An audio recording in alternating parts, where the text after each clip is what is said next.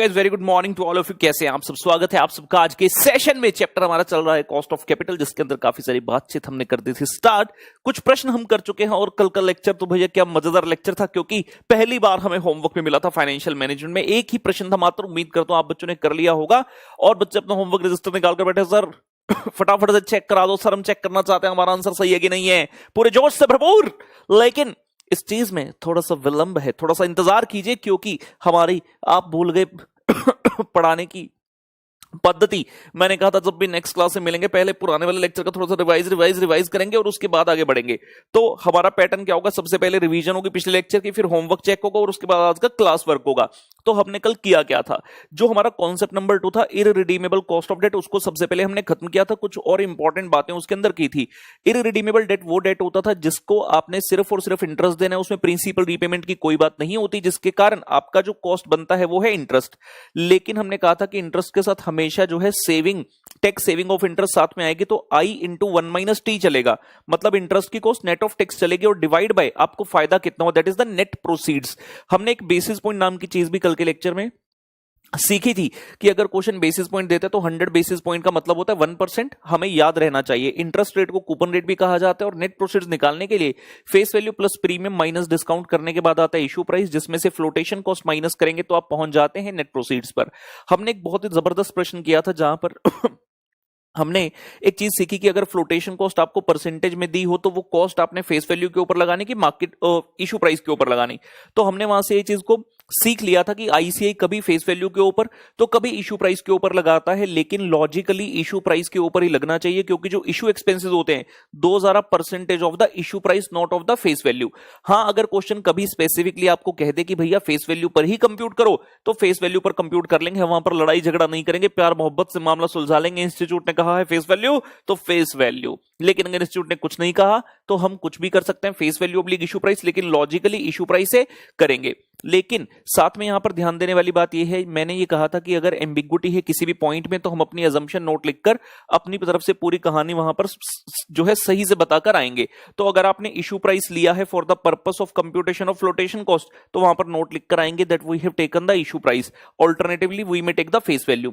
Similarly हो सकता है आप फेस वैल्यू लेना चाहें, आप फेस वैल्यू भी ले सकते हैं, उस केस में नोट लिख देंगे we have taken the face value for the purpose of computation of flotation cost, alternatively we may take the issue price also. साथ ही मैंने कहा था अगर कभी मार्केट प्राइस गिवन होगा तो मार्केट प्राइस में से भी आपने फ्लोटेशन कॉस्ट को माइनस करना है, ठीक है ना। ये वाली एक इंपॉर्टेंट बातचीत सीखी थी। फिर हम आ गए थे कॉन्सेप्ट नंबर 3 पर, जहां पर हमने फिर से कॉस्ट ऑफ डेट की बात की, लेकिन रिडीमेबल डेट। रिडीमेबल डेट ऐसा डेट है जिससे आपने अगर पैसा रेज किया तो आपको कुछ समय के बाद उनकी रिडेम्पशन भी करनी होगी। मतलब इसमें एक जो कॉस्ट है इररिडीमेबल वाली, यानी कि इंटरेस्ट, वो तो है ही है, लेकिन उसके अलावा आपने जितना पैसा लिया था नेट प्रोसीड्स के तौर पर वर्सेस जितना रिडेम्पशन के टाइम पर पे कर रहे हो, इन दोनों का भी पुत्र जो डिफरेंस है दैट बिकम्स द कॉस्ट।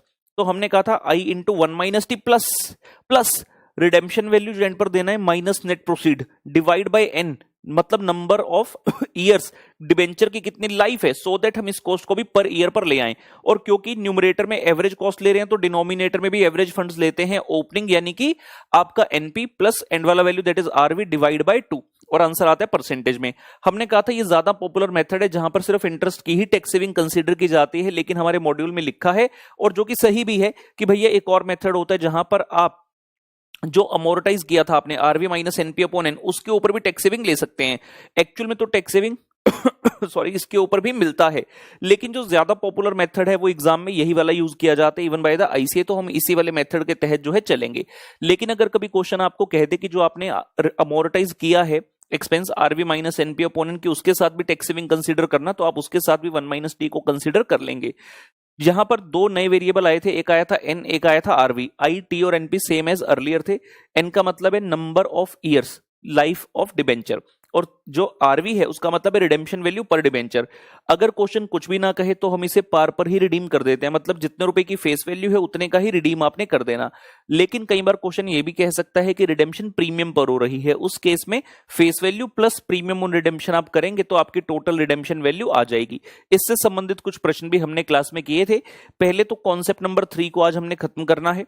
ठीक है ना। होमवर्क चेक करने के बाद फिर उसका होमवर्क देंगे और फिर कॉन्सेप्ट नंबर 4 पर जाएंगे, जो कि काफी अच्छा एक कॉन्सेप्ट जो है माना जाता है। ठीक है, चलिए जी फटाफट से आते हैं। सबसे पहले होमवर्क दिया, चेकिंग कर लीजिए आपका। ये लीजिए, जिस चीज के लिए दिल थाम कर बैठ तुम्हारे बच्चे, वो चीज आ गई आ गई। ला ला ला ला ला ला ला ला ला ला ला ला।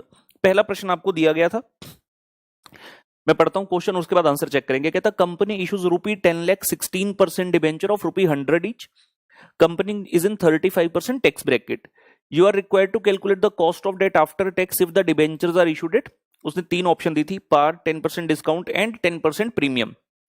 तो तीनों तरह से आंसर निकाल लेना। क्वेश्चन में डिबेंचर की कोई लाइफ नहीं दी थी, मतलब ये इररिडीमेबल डेट का क्वेश्चन हो गया। सबसे पहले आई की कंप्यूटेशन कर ली।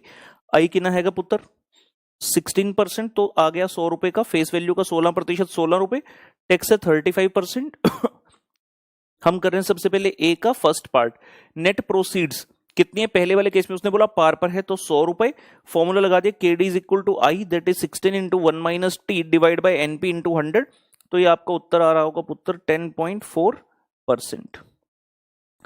ए पार्ट टू, ए पार्ट टू, नेट प्रोसीड कैसे है कि फेस वैल्यू है 100 रुपए लेकिन डिस्काउंट है 10 रुपए का, तो आपकी नेट प्रोसीड रहेगी 90 रुपए। फॉर्मूला लगा दिया, न्यूमरेटर सेम है, डिनोमिनेटर में 100 की जगह 90 आ गया और आपका आंसर आएगा जी 11.55%। चेक कर लेंगे आराम से। अगर कभी होमवर्क में गलती हो तो ये नहीं सोचना कि बाद में कर लेंगे, ठीक है। स्क्रीन को पॉज करो, आराम से रोको और पहले अपना उत्तर जो है उसको ठीक करो और उसके बाद ही आगे बढ़ो। आज का काम कभी भी कल पर नहीं छोड़ना। तीसरे वाले केस में उसने बोला था 10% प्रीमियम है, तो फेस वैल्यू थी 100 रुपए, 10 का प्रीमियम ऐड किया, 110 का हो गया जी आपका नेट प्रोसीड्स। तो न्यूमरेटर सेम है, आई इंटू 1 माइनस टी, डिनोमिनेटर में 110 और ये आगे जी 9.45। तो इस क्वेश्चन से भी लर्निंग यही मिली कि जब पार पर था, जब एट पार था तो आंसर आया 10.4। जैसे ही डिस्काउंट आया आपकी इफेक्टिव कॉस्ट बढ़ गई, बट जैसे ही प्रीमियम पर हमने इशू किया तो हमारी नेट कॉस्ट काफी कम हो गई, इवन उस केस से भी कम जो कि पार वाला केस था। इसी प्रश्न का एक बी पार्ट भी दिया गया था आपको, जिसने कहा if brokerage is paid at 2%, what will be the cost of debentures if issue is at par. मतलब सारे पार्ट नहीं करने वापिस से, ए का 1 2 3 कहता इशू एट पार है, ये एज्यूम कर लो, और ब्रोकरेज 2% है, यानी कि फ्लोटेशन कॉस्ट है। तो आप क्या कहेंगे, नेट प्रोसीड कैसे आ जाएगी बेटा, फेस वैल्यू थी 100 रुपए, कोई डिस्काउंट प्रीमियम तो है नहीं, तो यही वैल्यू इशू प्राइस होगी 100 रुपए, लेकिन फ्लोटेशन कॉस्ट है 2% की। ब्रोकरेज का मतलब क्या है, हो सकता है आपने जो इशू किया कोई ब्रोकर अरेंज किया था कि तू हमारे शेयर्स वगैरह बिकवा दे, तुम्हारे डिबेंचर्स बिकवा दे, इसके डिबेंचर है, डिबेंचर बिकवा दे, हम तुझे 2% देंगे। तो 100 रुपए का 2% 98 रुपए मेरा रह गया। नेट प्रोसीड 100 रुपए आने थे लेकिन 2 रुपए ब्रोकर ले गया, तो 98 हमारे पास आए। आई इंटू 1 माइनस टी, न्यूमरेटर में सेम और डिनोमिनेटर में क्या आ गया जी नेट प्रोसीड 98, और आपका आंसर आता है इस केस में 10.61%। उम्मीद करते हैं सभी बच्चों का होमवर्क ठीक होगा, क्योंकि एक आसान प्रश्न था, लेकिन फिर भी ऐसा नहीं हमने सोचना आसान था इसलिए, ठीक है ना। मेहनत तो की है, बच्चों ने किया तो है। अब देखो, जब आपने इस क्वेश्चन को खुद से किया तो ऑब्वियसली कॉन्फिडेंस आता है, हमें लगता है कि हाँ क्लास में तो सिर्फ नोट ही तो किया था जो सर ने लिखा, लेकिन जब आप खुद से होमवर्क करते हो that is the real test. और ये मैंने पहले दिन कहा था आपको डेली का होमवर्क मिलेगा, that will be as good as the test. तो ये आपका टेस्ट था और काफी बच्चों का अगर ये सोल्यूशन सही है भाई तो बहुत बढ़िया, क्या कहने। चलो जी पुत्र, चलो जी पुत्र, ये लीजिए, ये तो हो गया होमवर्क द कम खत्म। आगे बढ़िए, हमने क्वेश्चन नंबर C16 लिखा था। एक मैं एक बार चेक कर लूं हमने कितने प्रश्न किए थे इसमें। ओके, हम इसमें C14, C15 और C16 कर चुके थे, और C16 का उत्तर हमने निकाला था 4.76% जी। जरा अपने सामान को एक बार सेट कर लें।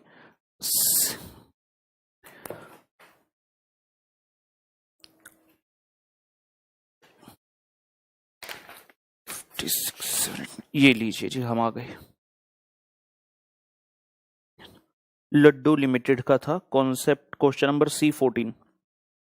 ये लीजिए जी, एक प्रश्न लिख रहे हैं इसमें, क्वेश्चन नंबर C16 हो गया, C17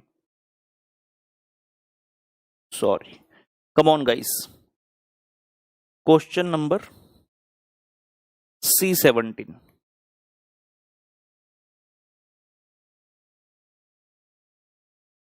लड्डू हो गया था कल, आज बर्फी की बात करेंगे। Barfi limited, Barfi limited issued 10%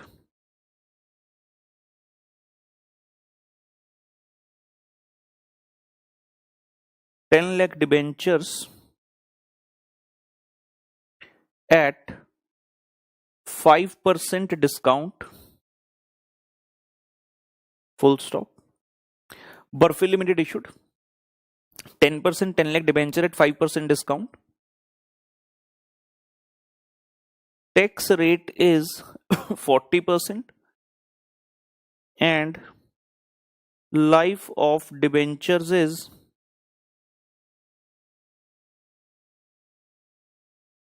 5 years. Life of debentures is 5 years. Find KD if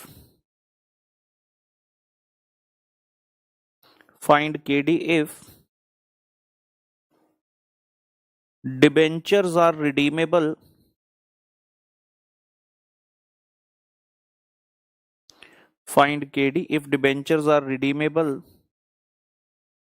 at 5% premium.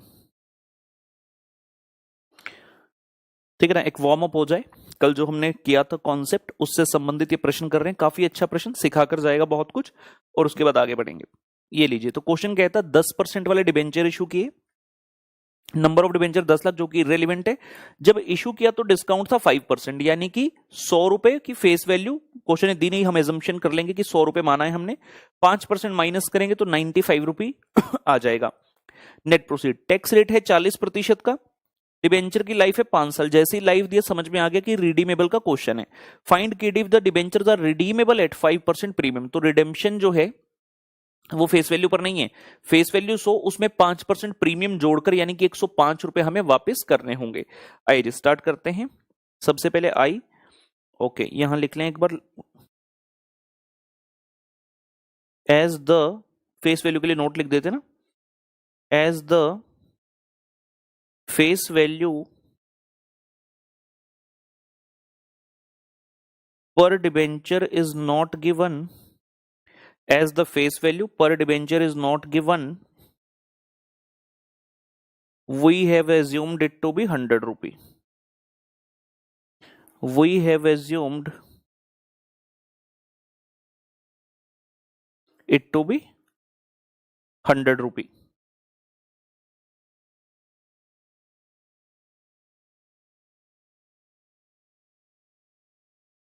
चलिए स्टार्ट करते हैं अब सारे वेरिएबल बनाने। आई का मतलब face value into interest percentage, I आ गया पुत्र, टी दी गल करिए, टी है 0.40, 40% सी, एन लाइफ ऑफ डिबेंचर है 5 साल, नेट प्रोसीड कड्डन गए था, फेस वैल्यू पुत्र पर डिबेंचर हैगी 100 रुपए, फेस वैल्यू पर डिबेंचर 100 रुपए, ਤੇ minus discount on issue is ਕਿੰਨਾ ਸੀ 5%, 100 ਰੁਪਏ ਦਾ 5%,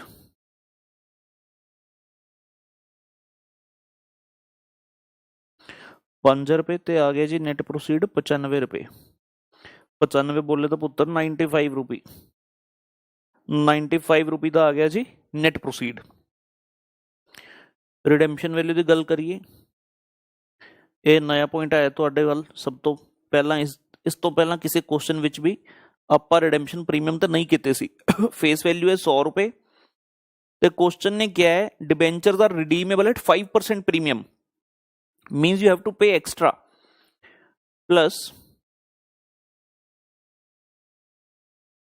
premium on redemption, 100 रुपए ਦਾ 5%,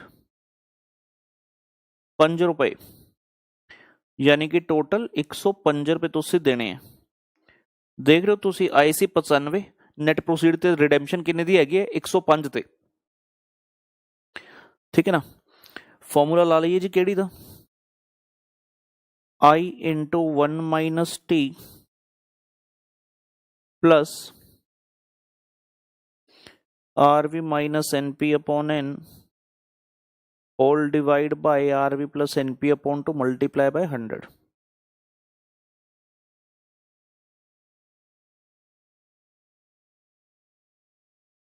ਇਹ ਲਿਓ ਜੀ ਪੁੱਤਰਾ, ਤੇ ਜਦੋਂ ਫਾਰਮੂਲੇ ਵਿੱਚ ਭਰਿਆ i ਕਿੰਨਾ ਹੈਗਾ 10 ਹੈ, ਟੈਕਸ ਕਿੰਨਾ ਹੈਗਾ 0.4, RV ਹੈਗਾ 105, ਨੈਟ ਪ੍ਰੋਸੀਡ ਹੈਗੀ ਹੈ 95 ਦੀ।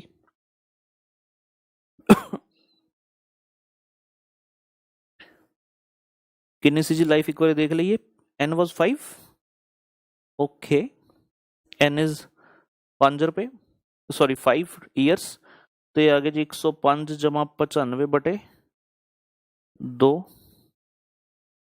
मल्टीप्लाई बाय 100 हो गया जी 6, 10 बटे 5 2 ते बटे 105 ते 95 200, 200 बटे 200 इंटू 100, ये आ गया पुत्र जी 8%। So the cost of debt in this case is 8%। अच्छा पॉइंट था क्वेश्चन के अंतर्गत, redemption was at premium, note करेंगे और उसके पश्चात बढ़ते हैं आगे। हो तुम क्या जानो मोहब्बत क्या है,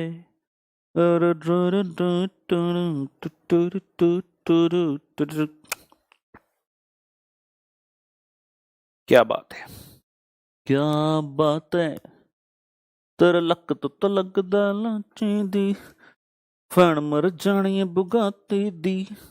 ओके, क्या बात है।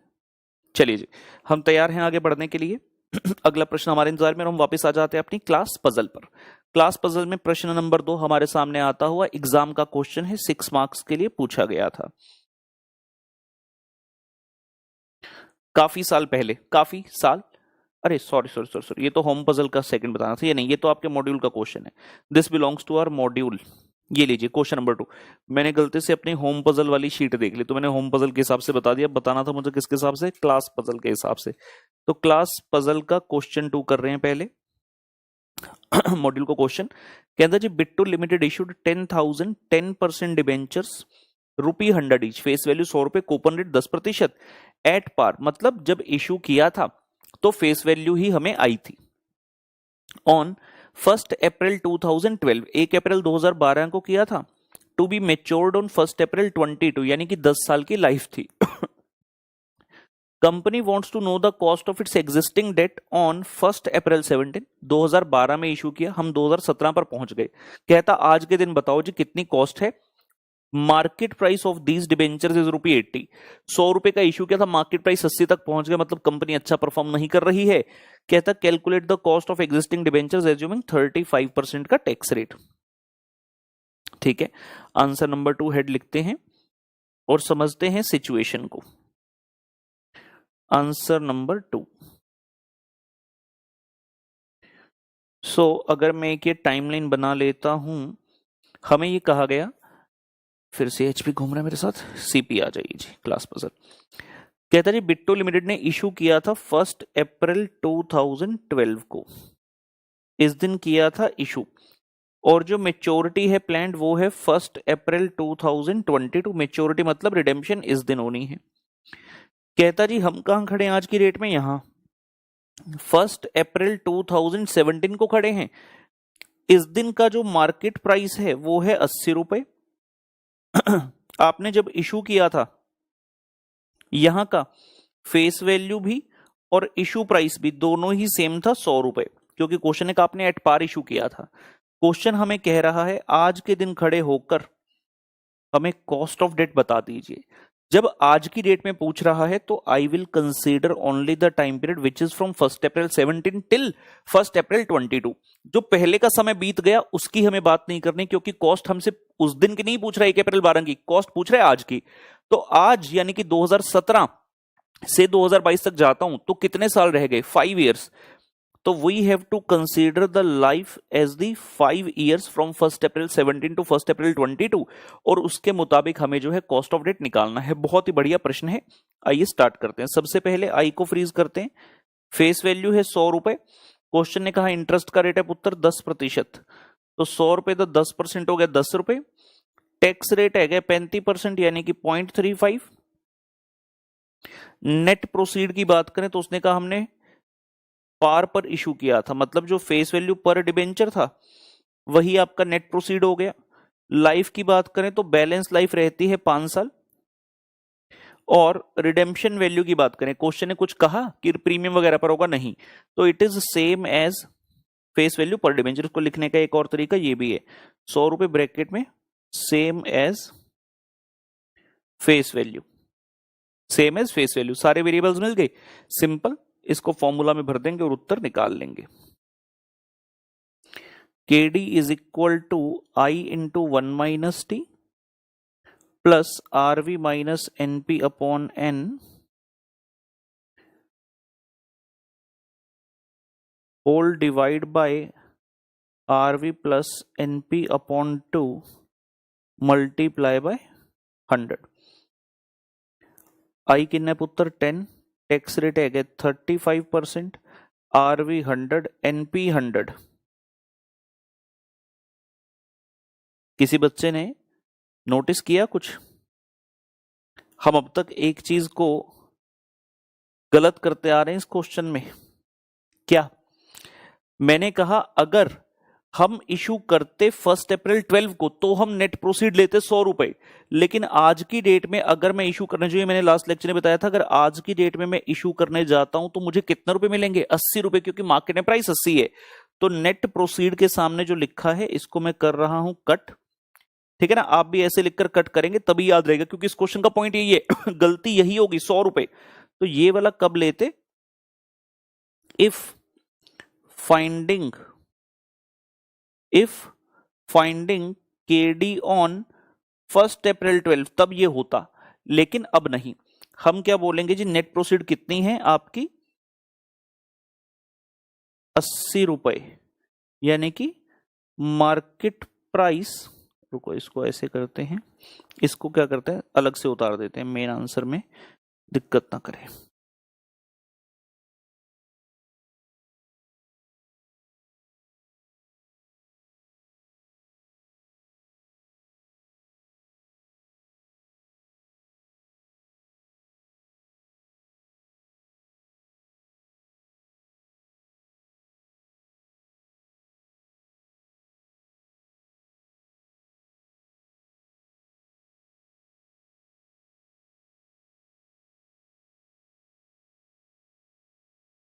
इसको अलग से रख दिया। इफ फाइंडिंग KD ऑन 1 अप्रैल 12, तो फेस वैल्यू लेते हैं इतनी, लेकिन आज की डेट की बात करें तो नेट प्रोसीड होगा 80 रुपए, दैट इज मार्केट प्राइस पर डिबेंचर।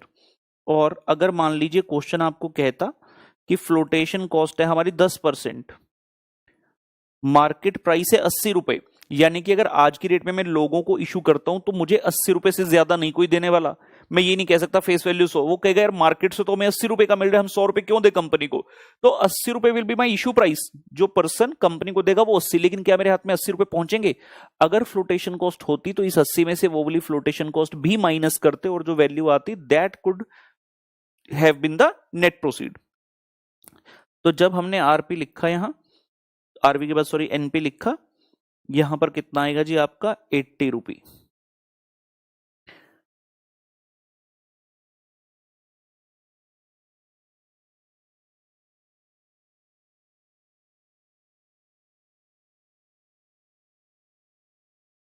सॉल्व करें फर्दर, ये आगे जी 6.50 plus 100 minus 80/5, 4, 180/2, 90 into 100, 10.5, 10.5 divide by 90 into 100, ये आ गया जी 11.67%। गुड क्वेश्चन जी, कंप्लीट करेंगे।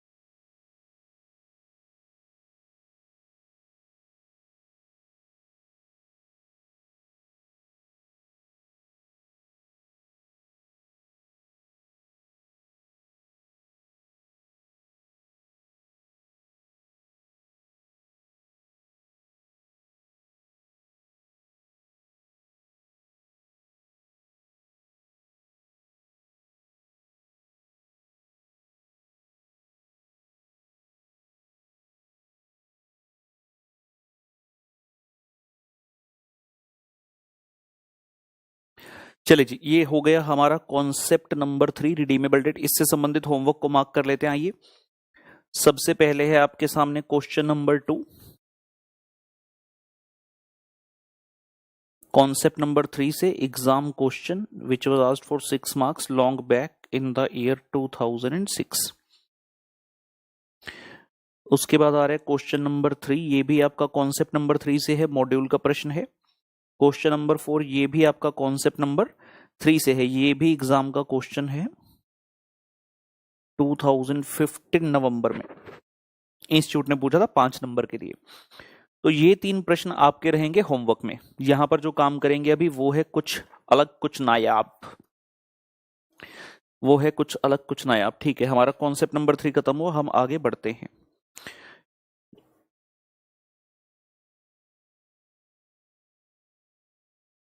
Concept number 4,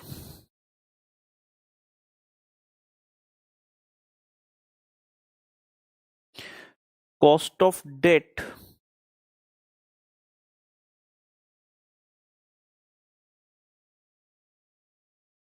redeemable. Sir concept number 3 भी यही किया था, जानता हूं मैं। कॉस्ट ऑफ डेट किया था रिडीमेबल। जाकर देखो उसके ब्रैकेट में क्या लिखा था, अप्रोक्सीमेशन मेथड। जो मेथड हम अभी करके आए, एवरेज के हिसाब से बात करता है, वो हो गया अप्रोक्सीमेशन मेथड। लेकिन यहां जो मेथड की बात कर रहे हैं that is called as the YTM method, yield to maturity, या फिर जिसको प्रेजेंट वैल्यू मेथड भी आप कह सकते हैं। लिखते आइए,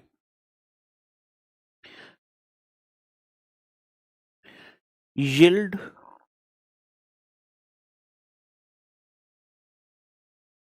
to maturity, YTM method oblique present value method, cost of debt redeemable debt की ही कॉस्ट निकाल रहे हैं, लेकिन करने का तरीका बिल्कुल बदल जाएगा। We are saying that we will apply the YTM method oblique the present value method. आराम से समझेंगे क्या हो रहा है। ये वाला कॉन्सेप्ट बहुत धीरे से समझाऊंगा, पूरा आराम से समझना, क्योंकि यहां पर एक नया चीज का जो है इंट्रोडक्शन होने जा रहा है, which is very very important. पूरा फाइनेंशियल मैनेजमेंट जो बेटा टिका होता है that is on the time value of money. हालांकि टाइम वैल्यू ऑफ मनी चाहे स्पेसिफिकली इंस्टीट्यूट अब नहीं पूछता, बहुत ज्यादा उसके प्रश्न ना ही अलग से चैप्टर देता है, लेकिन स्टिल टाइम वैल्यू जो है वो बेस रहता है पूरे फाइनेंशियल मैनेजमेंट का। अब तक हमने जितने प्रश्न किए उसमें हमें इतनी आवश्यकता नहीं पड़ी, लेकिन यहां आ गया YTM oblique present value method. और ये भी बता दें कि ये वाला मेथड ऐसा बहुत ज्यादा पॉपुलर नहीं होता था, खासकर जब हमने पढ़ा या उसके बाद और 8-10 साल तक। लेकिन पिछले कुछ अटेम्प्ट्स में देखा गया कि इंस्टीट्यूट इसके ऊपर बहुत ज्यादा फोकस कर रहा है। RTPs में भी देता है, क्वेश्चन पेपर में भी देता है ऐसा सवाल तो हमने इसकी खूब सारी प्रैक्टिस जो है कर लेनी है और इसको अपने जहन में बिठा लेना है। पहले इसका बेसिक समझते हैं, इसको समझने पर मैं थोड़ा एक्स्ट्रा टाइम जो है लगाने वाला हूं। ठीक है, कहता जी YTM method present value method. इससे पहले हम रिडीमेबल डेट की सीधा सीधा बात करें, हम टाइम वैल्यू ऑफ मनी की बात पहले करते हैं। Time value of money, let's say एक ये पॉइंट है, एक ये पॉइंट है। ये है क्या आप जानते हैं, ये है आज और ये है 1 ईयर का एंड। समझ गए, मतलब बीच में जो टाइमलाइन है ये 1 ईयर है। मान लीजिए आज की डेट में अगर मैं कहीं पर 100 रुपए लगाता हूं तो ये मेरे कितने बन जाएंगे, 108 रुपए। मान लीजिए मैंने कहीं पर 100 रुपए इन्वेस्ट किए, ये मेरे हो जाएंगे 108 रुपए। तो जो डिफरेंस आ रहा है 8 रुपए का, ये क्या है, मैंने क्या कमाया, इंटरेस्ट। प्रोबेबली मैंने किसी कंपनी में इन्वेस्टमेंट किया, किसी बैंक में पैसा लगा दिया, तो 8 रुपए मेरे बढ़ गए। क्यों बढ़े, टाइम के कारण, क्योंकि 1 साल बाद 108 रुपए हो गए। It means this is the time value, ये पैसे की टाइम वैल्यू है। जब मैं आज की डेट में खड़ा था, 100 रुपए क्या है, 100 रुपए इज द प्रेजेंट वैल्यू, 100 रुपए is the present value PV। 108 रुपए क्या है, इस पैसे की वैल्यू जो हो गई फ्यूचर में, this is the future value. So time value अगर मैं कहना चाहूं, time value is nothing but the future value minus present value. हमने क्या किया, ये 8 रुपए कैसे आए, 108 में से 100 रुपए माइनस किए, यही तो हमारा टाइम वैल्यू आया 8 रुपए। बेसिक समझिए बिल्कुल। तो ये क्या होता है जी, this is known as the time value of money, that the amount of money which is today is not going to remain same over the different periods of time। समय के साथ साथ पैसे की वैल्यू बदलती रहेगी। कहने का मतलब जो आज की डेट में 100 रुपए हैं वो एक साल बाद 100 नहीं रहेगा, एक साल बाद हमारे इस एग्जांपल में 108 हो गया, अब ये दूसरे साल ना 100 रहेगा ना 108 रहेगा, इसकी वैल्यू और बदल जाएगी, इसकी वैल्यू और बदल जाएगी। इस बात को भी समझिए, बिल्कुल बेसिक से चल रहे हैं, बिल्कुल बेसिक से। और समझते हैं इसमें। अब मैं आपको थोड़ा थोड़ा रिडीमेबल डेट से इसको करवाऊंगा कोरिलेट। पिछला मेथड का नाम अप्रोक्सीमेशन मेथड क्यों था? अगर आपको याद हो, रिडीमेबल डेट जो हमने पिछला अभी करके आए अप्रोक्सीमेशन मेथड वाला, ये हम कह रहे थे ये आज है 0 पीरियड, ये 1 ईयर, ये 2 ईयर, ये 3 ईयर, और ये अप टू ऐसे ऐसे करते हुए nth ईयर। और ये जो n था हमने कहा था ये डिफाइंड है। आज की डेट में क्या होता है, आज की डेट में आपके पास पैसा आता है, पैसा आया, किस चीज का आया, आपके पास नेट प्रोसीड जितना अमाउंट आया कंपनी के पास, लेकिन उसके बदले आप हर साल क्या पे करते रहे, इंटरेस्ट पे करते रहे। हर साल तक जब तक डेट चला इंटरेस्ट पे करते रहे, और लास्ट में एक आपने रिडेम्पशन वैल्यू को भी पे कर दिया, लास्ट में आपने एक रिडेम्पशन वैल्यू को भी पे कर दिया। 0 ईयर में पैसा आया means it is the inflow, बाकी सभी ईयर्स में पैसा जा रहा है, दिस इज द आउटफ्लो। सिर्फ मुझे ये बताइए क्या जो टाइमिंग है वो सेम है यहां पर पैसे के आने और जाने की? The answer is no, the answer is no. हम अप्रोक्सीमेशन मेथड में क्या कर रहे हैं, हम रिगार्ड ही नहीं दे रहे हैं, हम कह रहे हैं आरवी यहां है, एनपी सॉरी आरवी यहां है, interest different point of time पर है, लेकिन हम सिंपल फॉर्मूला में यूज करते चल रहे हैं। हमने कहीं पर भी टाइम वैल्यू की बात नहीं की, जो कि सरासर गलत है। गलत है इन द सेंस सही नहीं है। ऐसा नहीं कि अप्रोक्सीमेशन मेथड गलत है, एग्जाम में कर दोगे तो गलत होगा ना। एग्जाम में अप्रोक्सीमेशन मेथड ही मेनली अभी भी चलता है, जब बड़े बड़े क्वेश्चन आएंगे अप्रोक्सीमेशन मेथड ही चलेगा। लेकिन YTM is much superior method, जो कि एग्जैक्ट आपको कॉस्ट निकाल कर देता है, considering the time value of money, considering the time value of money. ध्यान से सुनते जाइए, इसको अभी लिखना मत कुछ, मैं लिखने का समय दूंगा, इसके लिए मुझे स्पेस चाहिए थोड़ा, उसको छोड़ दीजिए, उसको छोड़ दीजिए। हम क्या कह रहे हैं, सिंपल एक साल बनाकर चलते हैं। एक साल से समझना, देयर इज ओनली 1 ईयर।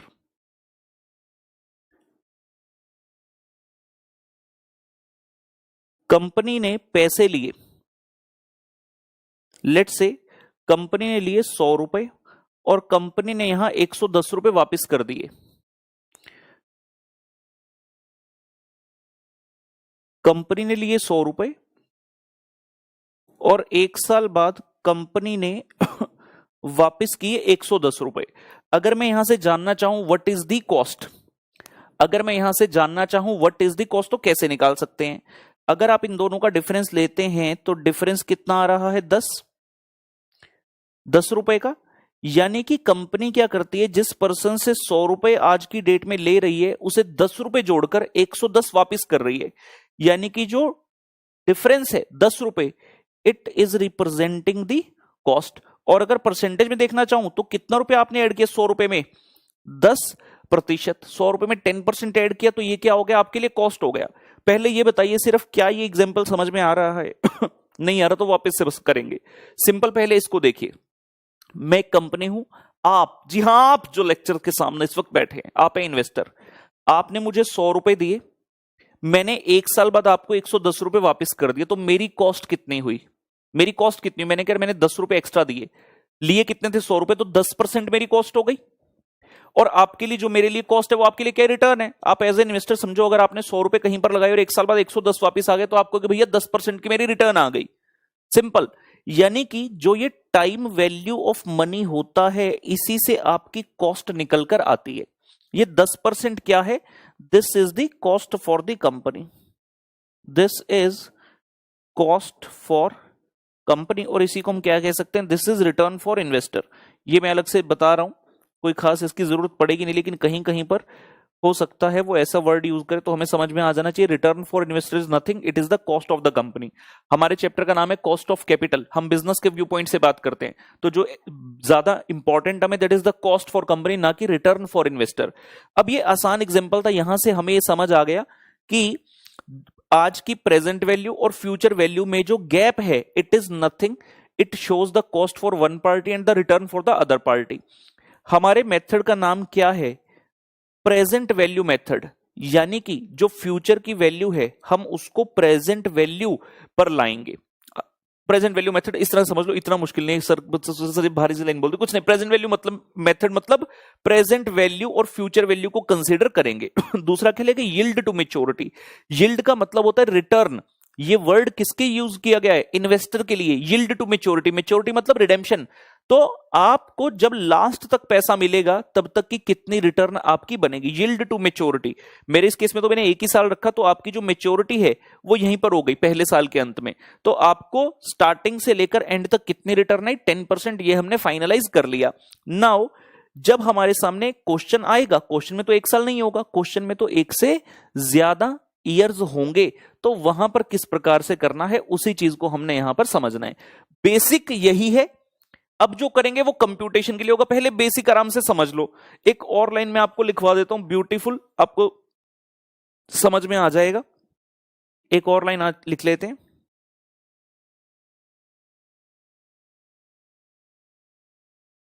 आज की प्रेजेंट वैल्यू पर, आज की प्रेजेंट वैल्यू पर कंपनी ने टोटल डैश अमाउंट का, आज की प्रेजेंट वैल्यू पर कंपनी ने टोटल डैश अमाउंट का फ्यूचर वैल्यू दिया, तो कंपनी का जो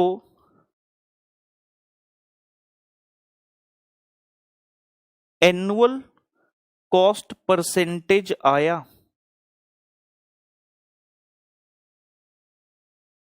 वही केडी है। बड़ी आसान सी बात होगी। हमारे ऊपर वाले एग्जांपल में आपने 100 रुपए लेकर 110 वापस किए, तो जो परसेंटेज आया कॉस्ट का कितना? 10%। वही क्या है? वही केडी है।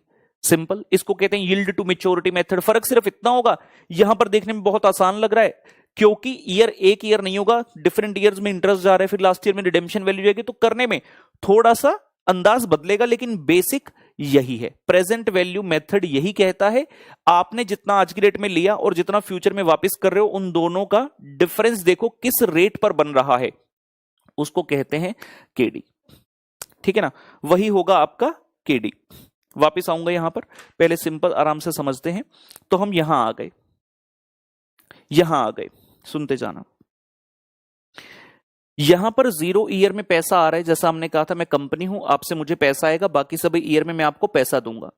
जब तक रिडेम्पशन नहीं होती हर साल मैं दे रहा हूं इंटरेस्ट, और जिस साल में रिडेम्पशन होगी उस साल में मैं आपको रिडेम्पशन वैल्यू भी वापस कर दूंगा। हमने यहां पर क्या सीखा इस वाले पर्टिकुलर एग्जांपल में, कि हमें ऐसा रेट ढूंढना है जहां पर प्रेजेंट और फ्यूचर मैच हो जाए। कैसे? सिंपल सी बात समझिए। अगर मैं इसको ये भी तो कह सकता हूं, मेरी प्रेजेंट वैल्यू थी 100 रुपए, मेरी फ्यूचर वैल्यू थी 110 रुपए। कहने के दो तरीके। मैं कहता हूं मैंने अपनी प्रेजेंट वैल्यू में 10% ऐड किया, तो ये वैल्यू बन गई 110 रुपए। या फिर मैं क्या कह सकता हूं कि मैं अपनी फ्यूचर वैल्यू को किस रेट पर डिस्काउंट करूं कि वो इसके साथ मैच कर जाए। आराम से सुनिएगा, मैंने क्या बोला? मैं अपनी फ्यूचर वैल्यू को, देखो दो तरीके हैं करने के, चाहे पहली वैल्यू से बाद वाली वैल्यू पर पहुंच जाओ या बाद वाली वैल्यू से पहले पहुंच जाओ। अगर हम यहां पर देखें, हमारे पास दो ऑप्शन है, या तो आप प्रेजेंट वैल्यू से फ्यूचर वैल्यू पर पहुंच जाओ या फिर फ्यूचर वैल्यू से प्रेजेंट वैल्यू पर आ जाओ। जब आप प्रेजेंट से फ्यूचर की तरफ जाते हैं उसको बोलते हैं कंपाउंडिंग। जब प्रेजेंट से फ्यूचर की तरफ जाते हैं that is called as the compounding, और जब फ्यूचर से प्रेजेंट की तरफ उल्टा उसको बोलते हैं डिस्काउंटिंग, उसको बोलते हैं डिस्काउंटिंग। हम डिसीजन किस समय पर ले रहे हैं? हम YTM के अकॉर्डिंगली केडी कब निकाल रहे हैं? आज निकाल रहे हैं या फ्यूचर में निकाल रहे हैं? ऑब्वियसली आज निकाल रहे हैं। जब मैं लिखता हूं ये वाला पॉइंट आज, इसका मतलब जो डिसीजन पॉइंट है वो ये है, हम आज निकाल रहे हैं, जिसके कारण प्रेफरेबली हम हमेशा यूज क्या करते हैं? इस चीज का यूज करते हैं, फ्यूचर वैल्यू को डिस्काउंट करके प्रेजेंट वैल्यू पर ले आओ। तो अगर मैं यहां पर देखूं, मैं फ्यूचर वैल्यू को डिस्काउंट करके प्रेजेंट वैल्यू पर ले आया, कौन सा ऐसा रेट है जिस पर डिस्काउंट करूं? अभी सिर्फ ऊपर ऊपर से समझो जितना मैं बोल रहा हूं। मैं 10% पर डिस्काउंट करूं तो ये वेरी वैल्यू 100 रुपए आ गई, यानी कि जिस वैल्यू से मैं स्टार्ट हुआ था उससे ये मैच हो गई। इसका मतलब जो केडी है वो है 10%। 100 रुपए में 10% ऐड करो, या फिर फ्यूचर वैल्यू 110 को किस रेट पर डिस्काउंट करूं कि वो प्रेजेंट वैल्यू के इक्वल हो जाए 100 रुपए के, तो वो जो रेट है उसी को केडी बोलते हैं। तो हमने यहां पर क्या करना, आराम से सुनते जाइएगा। हमने यहां पर क्या करना, जितनी भी ये वैल्यूज हैं,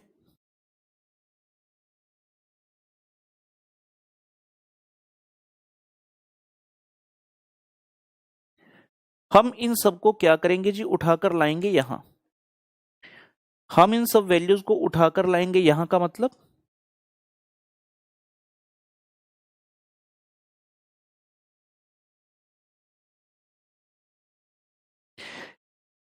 इन सभी की यहां पर क्या निकालेंगे, प्रेजेंट वैल्यू। प्रेजेंट वैल्यू निकालेंगे मतलब value as on today, value as on today, that is present value. और इस फिनोमिनन को क्या कहते हैं? आप बाद वाली फ्यूचर वाली वैल्यूज को उठाकर प्रेजेंट में लेकर आ रहे हैं। मैंने भी क्या सिखाया, जब प्रेजेंट से फ्यूचर में जाते हैं कंपाउंडिंग, फ्यूचर से प्रेजेंट में आ रहे हैं डिस्काउंटिंग। तो हम क्या कह रहे हैं, ये जो फिनोमिनन है, जब आप बाद वाली वैल्यूज, फ्यूचर वाली वैल्यूज जो 1 साल बाद, 2 साल बाद, 3 साल बाद, n ईयर्स के बाद दिख रहे हैं, जब आप उसको यहां पर लेकर आ रहे हैं, that is called as the discounting. हम ये क्या कर रहे हैं, डिस्काउंटिंग। यहां लिख देता हूं, समझ जाना, डिस्काउंटिंग। और मैंने अभी आपको क्या सिखाया, जो छोटे एग्जांपल में सीखा, स्टार्टिंग के वैल्यू 100, फ्यूचर की वैल्यू 110, 110 को डिस्काउंट किया 10% पर, वो तो प्रेजेंट से मैच हो गया, मतलब 10% वॉज द केडी। अब क्या है हमारा, सेम सिचुएशन यहां एज्यूम करो, सिर्फ 1 साल के बजाय नंबर ऑफ ईयर ज्यादा हो गए। मैं अपनी सारी फ्यूचर वैल्यूज को उठाकर यहां ले आया, ये बना दिया मैंने पीवी। जिस रेट पर मेरा ये पीवी और ये एनपी मैच कर गए वो हमारा क्या है, simply that is the KD, that is the KD. आइए लिखते हैं, डिस्काउंटिंग किया। डिस्काउंटिंग क्यों किया जाता है, लिख देते हैं यहां पर, discounting is done to bring future values into present values. Discounting is done. अब सवाल ये उठ रहा है, सर डिस्काउंटिंग करते कैसे हैं? वो प्रोसीजरल पार्ट है, मैथमेटिक्स से वो सीख जाएंगे। पहले मेनली कॉन्सेप्ट को समझिए जो मैं बताने की कोशिश कर रहा हूं। हमने अल्टीमेटली क्या बोला कि ऐसा रेट जिस पर मेरी नेट प्रोसीड मेरी फ्यूचर वैल्यूज की प्रेजेंट वैल्यू से मैच कर जाएगी, वो रेट कौन सा होगा जी, वो रेट हमारा होगा कॉस्ट ऑफ डेट। जैसे हमने यहां पर भी लिखा, आज की प्रेजेंट वैल्यू पर कंपनी ने टोटल डैश अमाउंट का फ्यूचर वैल्यू दिया, तो कंपनी की जो एनुअल कॉस्ट परसेंटेज आया वही केडी है। सो यहां लिख दें, that rate at which present value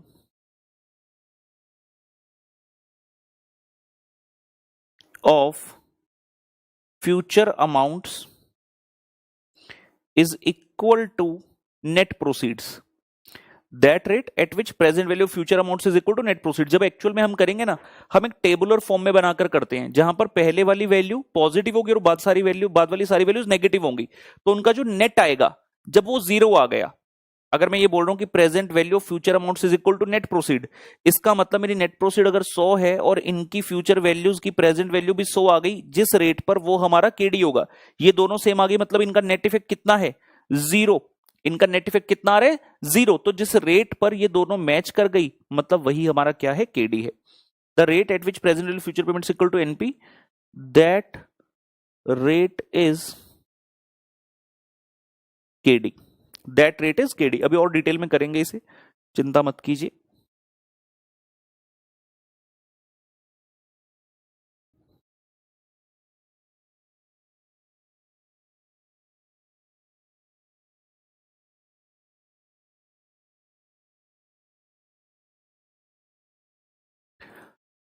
ठीक है, अब बात आई फ्यूचर वैल्यूज को प्रेजेंट वैल्यू में कैसे लाते हैं। बहुत ही आसान, आपने ये फॉर्मूला तो कभी ना कभी लाइफ में देखा होगा। Future value is equal to present value into 1 plus R raise to power N. किसी भी चीज की प्रेजेंट वैल्यू को फ्यूचर वैल्यू तक लेके जाना है तो अपने को दो वेरिएबल चाहिए, कितने रेट ऑफ इंटरेस्ट पर कर रहे हो जो इन्वेस्टमेंट है, और कितने समय के लिए कर रहे हो। एग्जाम्पल के लिए अगर मैं कह दूं मेरे पास आज की डेट में 1,000 रुपए हैं, मैं इसको 10% पर इन्वेस्ट करना चाहता हूं 2 साल के लिए, तो मुझे फ्यूचर में कितना पैसा मिलेगा। So the future value shall be 1000 into 1 plus rate that is 0.10 raise to power 2। तो 1000 into 1.10 raise to power 2, calculate करते हैं इसे 1000 इंटू 1.1 इंटू 1.1, ये आ गया जी 1210 रुपए। तो ये होता है फ्यूचर वैल्यू का फॉर्मूला, और ये क्या है, कंपाउंडिंग वाला फॉर्मूला जहां पर इंटरेस्ट के ऊपर इंटरेस्ट चलता है। तो F V is equal to PV into 1 plus R raise to power N. यहां से मैं कह सकता हूं that PV is equal to, present value निकालनी हो कैसे, future value upon 1 plus R raise to power N. Further simplifying, I can also say like this, 1 plus r raised to power n को अलग कर दिया, future value into 1 upon 1 plus R raise to power n। जो ये 1 upon 1 plus R raise to power n है, इसे बोला जाता है present value factor, also popularly called as PVF, called as PVF। बिल्कुल संयम से आराम से चल रहे हैं, सब चीज को समझते जाइए। हो क्या रहा है, YTM मेथड।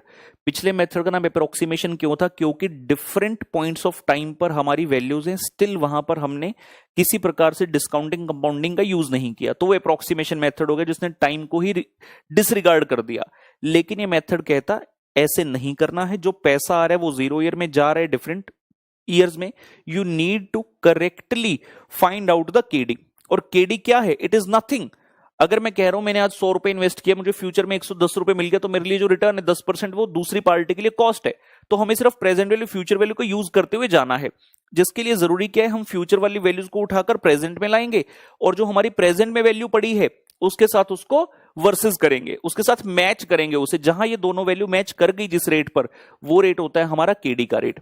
और डिस्काउंटिंग करने के लिए हमने इस फॉर्मूला का यूज करना है, future value into 1 plus 1 upon 1 plus R raise to power N. अब ये क्या है, हमारा प्रेजेंट है। ये क्या है जी, this point is our present. जब मैं आज खड़े होकर देख रहा हूं, जितनी भी ये वैल्यूज आपको दिख रही हैं, ये सब क्या है, फ्यूचर वैल्यूज। तो इन्हीं को तो मैंने डिस्काउंट करना है एक एक करते हुए। जैसे पहले साल का इंटरेस्ट, उसको डिस्काउंट करूंगा, दूसरे साल की वैल्यू को, तीसरे साल की वैल्यू को, चौथे साल की वैल्यू को। तो जिस रेट पर इन सभी वैल्यूज का सम टोटल डिस्काउंट करने के बाद मेरी प्रेजेंट वैल्यू से मैच कर गया, वही रेट हमारा क्या होगा जी, केडी होगा। समझने वाली बात क्या, ये जो 1 upon 1 plus R raise to power N है, ये है आपका प्रेजेंट वैल्यू फैक्टर। कैसे निकालते हैं इसे वो भी सीख लेते हैं। एक छोटा सा एग्जांपल बना लेते हैं।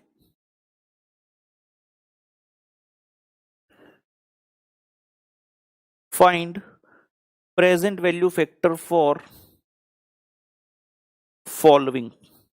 अभी प्रैक्टिस कर लेते हैं। Number A, at 10% for 1 year. 10% पर पहले साल का फैक्टर निकालकर बताना है। क्या करेंगे, 1 upon 1 plus R raise to power N. ये क्या हो गया, 1 divide by 1.10, raise to power 1 तो सेम आ गया। तो कैलकुलेटर उठाइए और 1 डिवाइड बाई 1.10 कर दीजिए, ये आ गया 0.909। 3 डेसिमल प्लेस तक आपने लेना है अगर क्वेश्चन कुछ भी नहीं कहता। अगर क्वेश्चन साइलेंट है तो 3 डेसिमल प्लेस तक आपने कंसीडर कर लेना। और करते आइए, मैं कहता हूं निकालिए एट 27% फॉर 0 ईयर। 0 ईयर हम कहेंगे 1 डिवाइड बाई 1 प्लस 27 है तो 0.27 रेज टू पावर 0। ये आ गया 1 divide by 1.27 raise to power 0। ये तो मैथमेटिक्स में बचपन का रूल सीखा हुआ था कि किसी की भी पावर रेज टू 0 हो, किसी की भी रेज टू पावर 0 हो तो आंसर 1 ही होता है। तो ये आ गया 1। यार ऑब्वियस सी बात है, इसको अगर लॉजिकली थोड़ा सा समझो, जीरो ईयर में जब भी किसी चीज का फैक्टर बोलेगा, जीरो ईयर में कोई भी रेट हो, हमेशा आंसर 1 ही आएगा। रीजन, जीरो ईयर का मतलब क्या है, मैं बार बार यहां पर जीरो क्यों लिखता हूं, what is the meaning of this zero? Zero मतलब प्रेजेंट, आज। तो आज के अगर 100 रुपए आपके हाथ में है तो उसकी तो वैल्यू 100 रुपए ही है ना। अगर फ्यूचर के 100 होते एक साल बाद के, तो आज की वैल्यू डिफरेंट होती, लेकिन आज की डेट प्रेजेंट में जो 100 है वो तो आज की डेट में 100 ही है, तो इसीलिए उसका प्रेजेंट वैल्यू फैक्टर हमेशा 1 आता है। समझ रहे हो? अगर मैं कहूं मेरे पास 100 रुपए एक साल के बाद आने हैं, एक साल के बाद का फैक्टर है 0.909, तो इसकी आज की डेट में वैल्यू क्या है, 90 रुपी 90 पैसे, यानी कि 90 रुपए 90 पैसे को अगर आज मैं 10% के हिसाब से इन्वेस्ट करूं एक साल के लिए, तो मुझे 100 रुपए मिल जाएंगे एट द एंड। लेकिन जो आज ही मेरे पास 100 रुपए है उसकी तो वैल्यू 100 ही रहेगी ना, इसलिए इसका present value factor zero year का हमेशा 1 ही आएगा। आप रेट कोई भी कंसिडर कर लीजिए चाहे। इसको रब कर देते हैं, आराम से समझेंगे और कुछ एग्जांपल और बनाते हैं।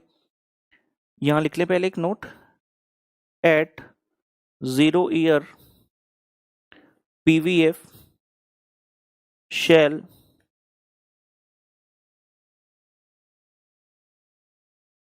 at 0 year PVF shall always be 1। और थोड़ी प्रैक्टिस हो जाए, at 12% for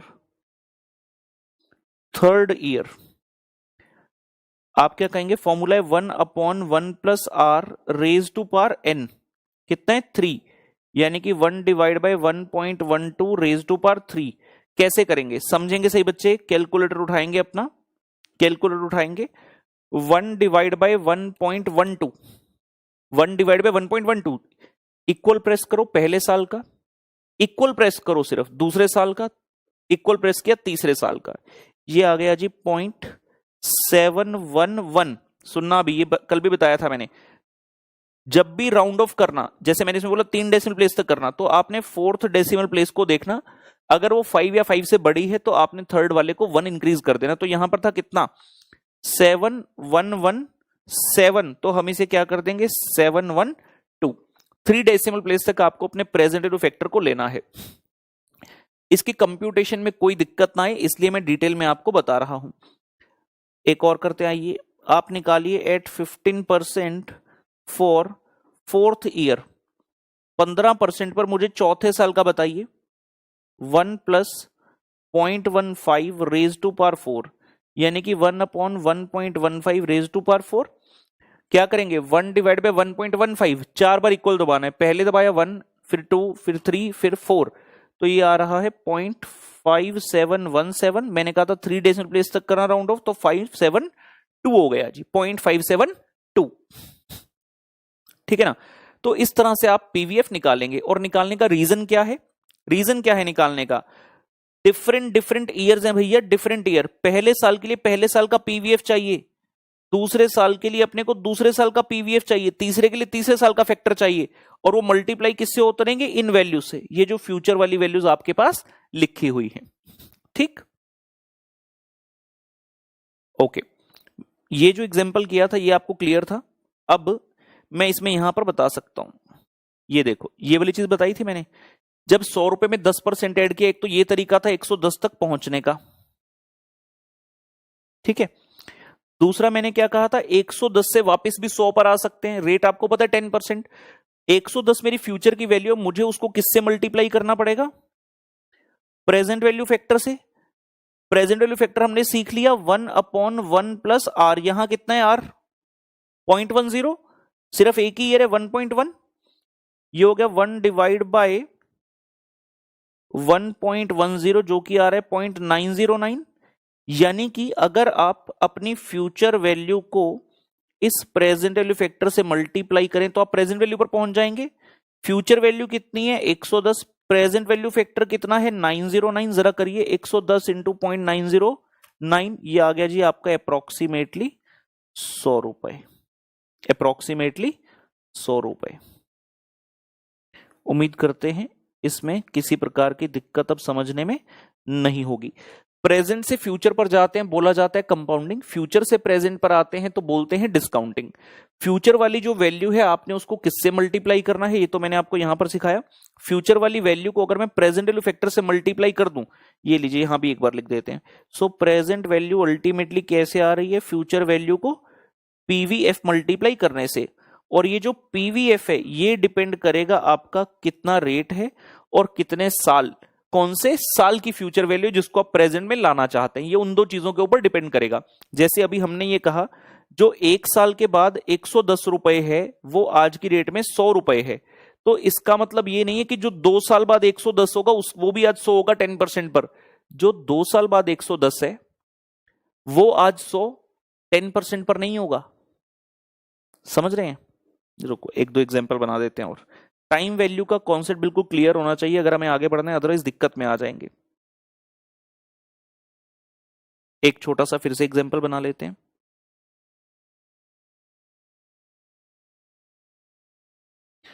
find the present value of 110 rupee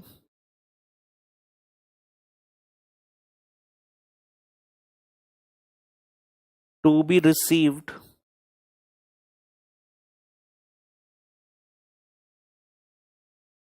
in following cases, full stop. R को कंसीडर कीजिए 10%।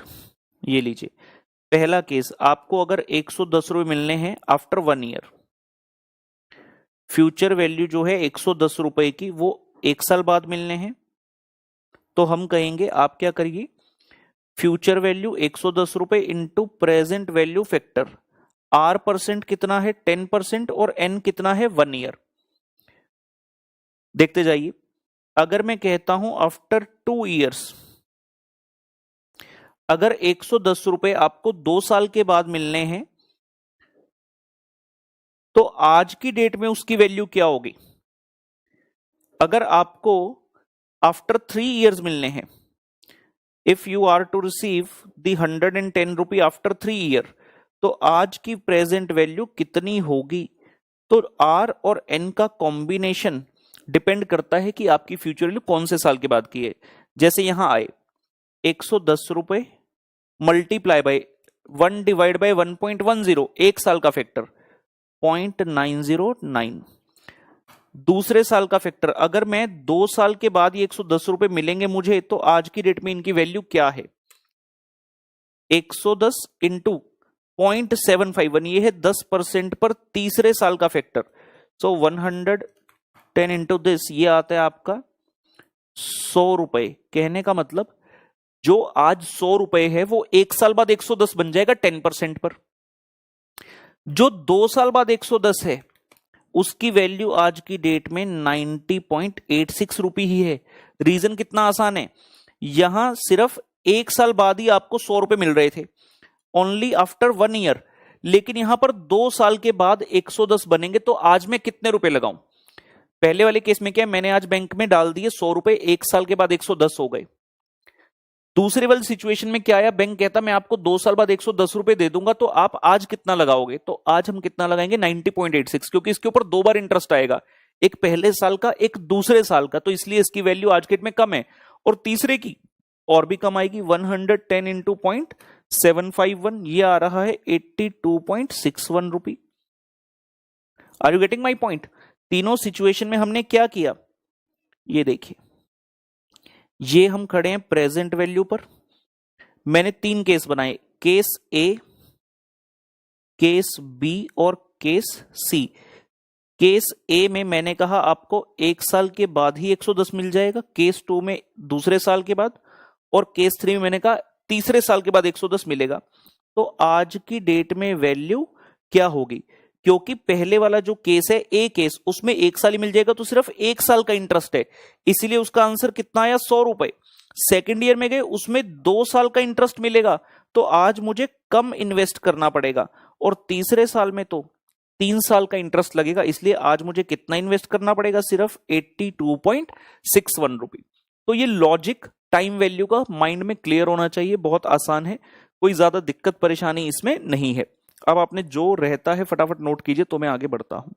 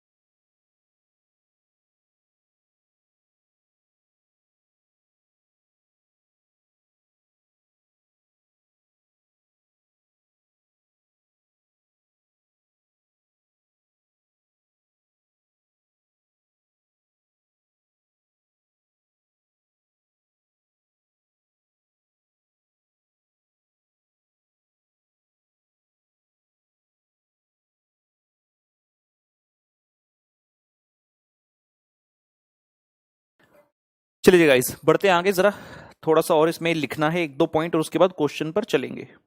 ओ हो, ये हो गया खत्म, just hold.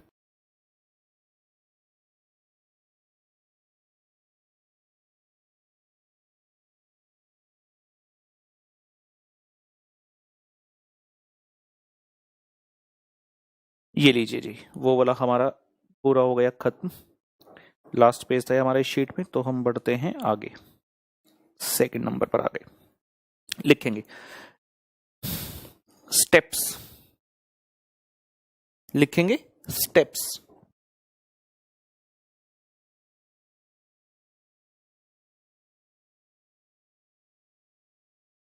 Number 1, find out inflow and its timing. Inflow मतलब पैसा कब आ रहा है और उसका टाइमिंग। क्या लगता है आपको, पैसा कब आएगा? जब कंपनी इशू करेगी तो पैसा आएगा ऑब्वियसली 0 पीरियड में। इनफ्लो आना, टाइमिंग मतलब कब। तो यूजुअली लिख लेंगे, usually inflow will be net proceeds in 0 year, मतलब प्रेजेंट में। ठीक है ना, कंपनी जब इशू करेगी नेट प्रोसीड आएंगी, और कब? 0 ईयर में आएगी। B point, find out outflow and its timing. क्या होगा आउटफ्लो? आउटफ्लो एक इंटरेस्ट का है और एक रिडेम्पशन वैल्यू का है। टाइमिंग, इंटरेस्ट नॉर्मली हर साल में होगा, रिडेम्पशन वैल्यू नॉर्मली लास्ट साल में होगी। तो यहां पे लिख लेंगे usually interest in every year and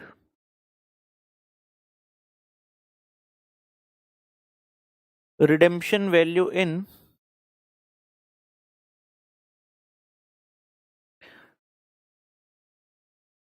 last year। Interest in every year और redemption value in last year, usually ऐसा होगा। Finally discount the future values, discount the future values to match with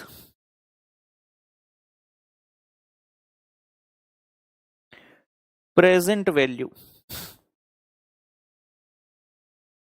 discount the future values to match with the present value. हमें करना क्या है, जो आज की डेट है, जैसे मैंने एग्जांपल में लिया था 100 रुपए आज, 110 फ्यूचर में, तो वो जो फ्यूचर वाला 110 है उसको प्रेजेंट में लाओ, और जिस रेट पर वो फ्यूचर प्रेजेंट से मैच कर गया, मतलब वो रेट आपका केडी है। Such rate at which PV is equal to FV.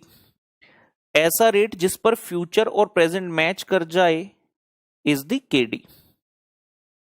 लेकिन दिखने में लग रहा है आसान है, ऐसा रेट एकदम से नहीं मिलेगा, थोड़ा सा मुश्किल होगा उसके लिए। तो हम यहां पर लिख रहे हैं we shall use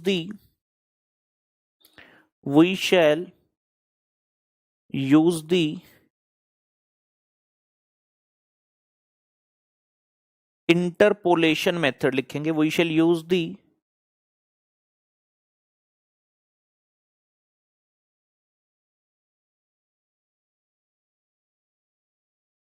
interpolation method to find out such KD. क्या होता है ये इंटरपोलेशन मेथड? थोड़ा सस्पेंस रखेंगे, अभी जब प्रश्न करने जा रहे हैं वहीं पर आपको बता देंगे। We shall use the interpolation method to find out such KD. ठीक है ना।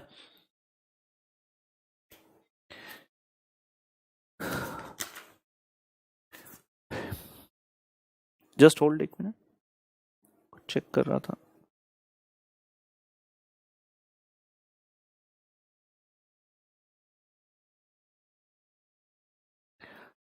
Okay, I have two choices.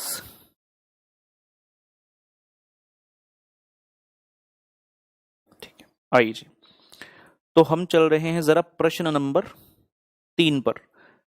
Class puzzle में क्वेश्चन नंबर 3 पर आ जाएंगे जी।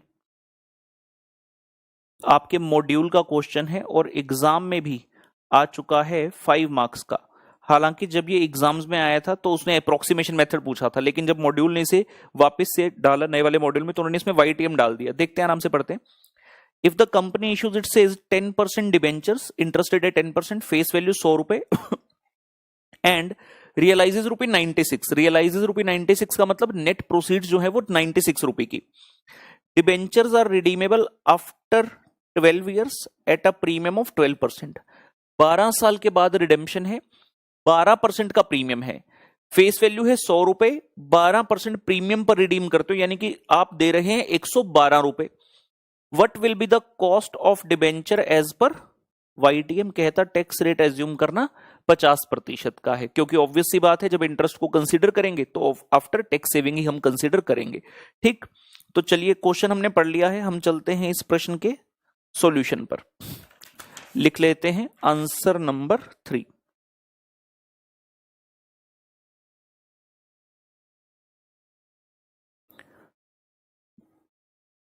पूरी तरह से ध्यान अपना केंद्रित रखना है आपने इस प्रश्न को करने के लिए।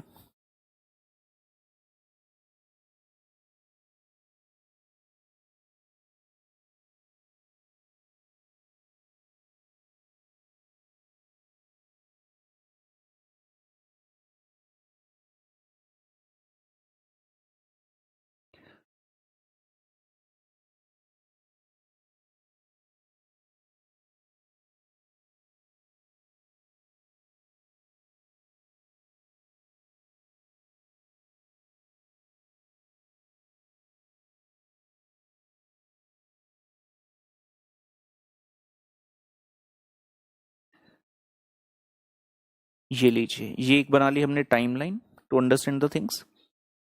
ये है आज की डेट 0 ईयर, ये है year 1, year 2, year 3, year 4 and up to कितने साल हैं? 12 ईयर्स। कुछ बच्चे सोच रहे हैं एग्जाम में क्या इसे बनाना जरूरी है? जी बिल्कुल भी नहीं, लेकिन अगर इसे बनाएंगे तो हेल्प बहुत हो जाएगी, तो आसान रहेंगी चीजें। 0 ईयर में क्या आ रहा है हमारे पास? पैसा आ रहा है, किस चीज का?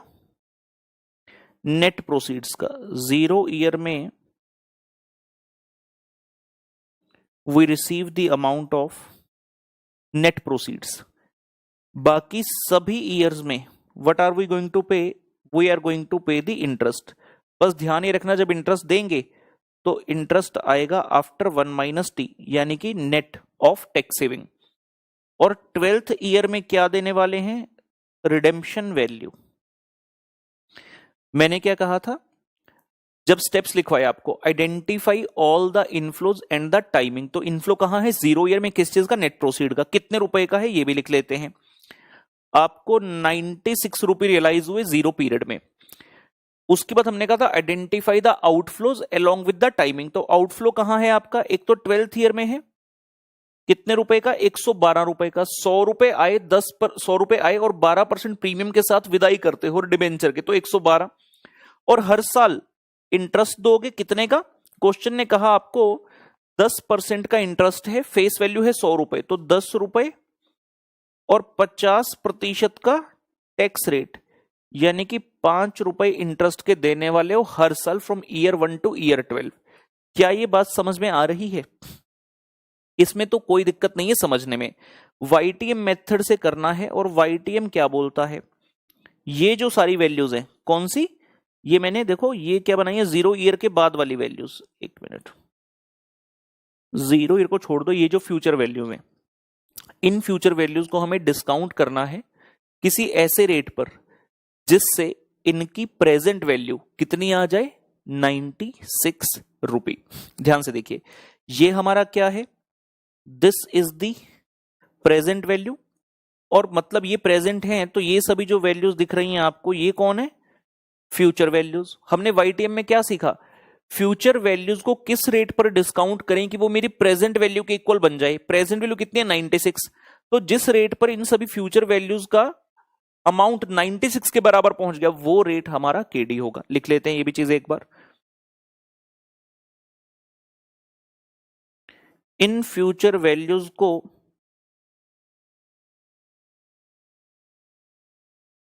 किस रेट पर डिस्काउंट करें, इन फ्यूचर वैल्यूज को किस रेट पर डिस्काउंट करें कि टोटल प्रेजेंट वैल्यू बन जाए, कि टोटल कॉमा लगा देना प्रेजेंट वैल्यू के बराबर आ जाए। प्रेजेंट वैल्यू कितनी है? 96।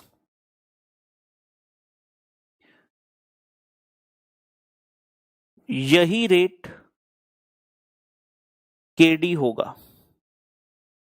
मैं बार बार अपनी तरफ से ये वाली चीज बता रहा हूं, लिखवा रहा हूं, सो दैट आपके मन में किसी प्रकार का डाउट अराइज ना हो इसको लेकर।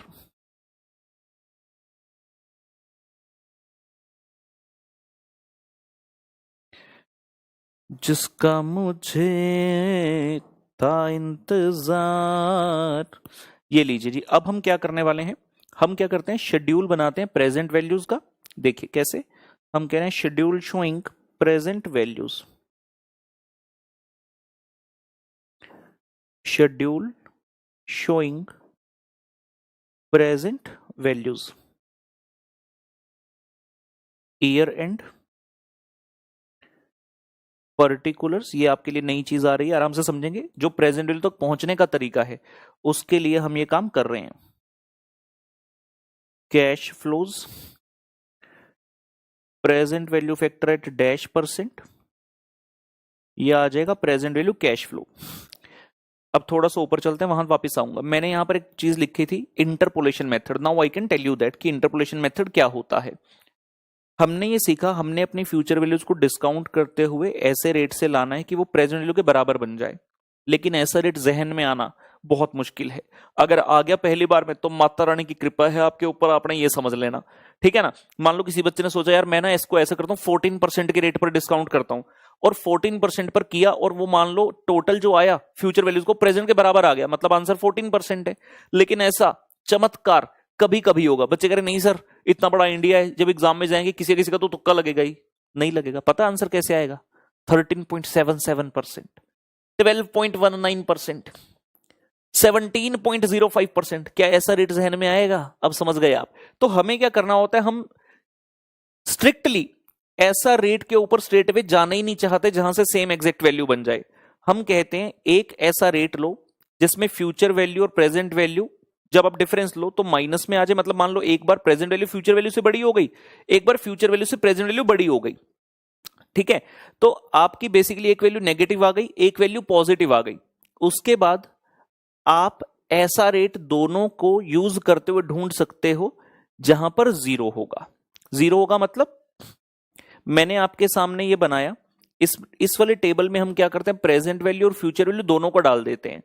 तो जब मैं उनका डिफरेंस लूंगा ideally it should be zero, तभी तो वो रेट केडी बनेगा जहां पर पीवीएफ भी मैच कर गई। लेकिन मान लो अगर जीरो नहीं आया, माइनस में आ गई वैल्यू या पॉजिटिव में आ गई वैल्यू, तो हम कह रहे हैं एक नेगेटिव एक पॉजिटिव ढूंढ लीजिए। ये दोनों जब आ गए तो जीरो हमेशा पॉजिटिव और नेगेटिव के बीच में होता है, वो इजीली आ जाएगा। कैसे? जिस टेक्निक से आएगा उसका नाम है इंटरपोलेशन मेथड। अभी कर रहे हैं, सब कुछ समझ में आ जाएगा, टेंशन दी कोई गल है ही नहीं। एक चीज मैं बताना चाहता हूं, एग्जाम्पल। मान लो मैं कहता हूं 100 गुना 1, आप कहते 100। मैं कहता हूं 100 गुना 2, आप कहते 200। मैं कहता हूं 100 गुना 3, 300। 100 गुना 4, सर ये क्या कर रहे हो सर, 100 का पहाड़ा सिखा रहे हो, 100 का टेबल? जी नहीं, सुनिए। हमने यहां पर क्या किया, जो ये वैल्यू थी इसको 100 को अलग अलग वैल्यू से मल्टीप्लाई करते रहे और वैल्यूज हमारे पास अलग अलग आती रही। टोटल कितना आ गया? 800। अगर मुझे टोटल चाहिए तो मैं इतना लंबे रास्ते से क्यों जा रहा हूं? जो वैल्यू मल्टीप्लाई हो रही है ये तो कॉमन है 100। तो मैं अगर इन सब का टोटल कर लूं 1 2 3 4 8, तब भी तो आंसर 800 ही आएगा। तो हम 1 2 3 4 ऐसे क्यों करें?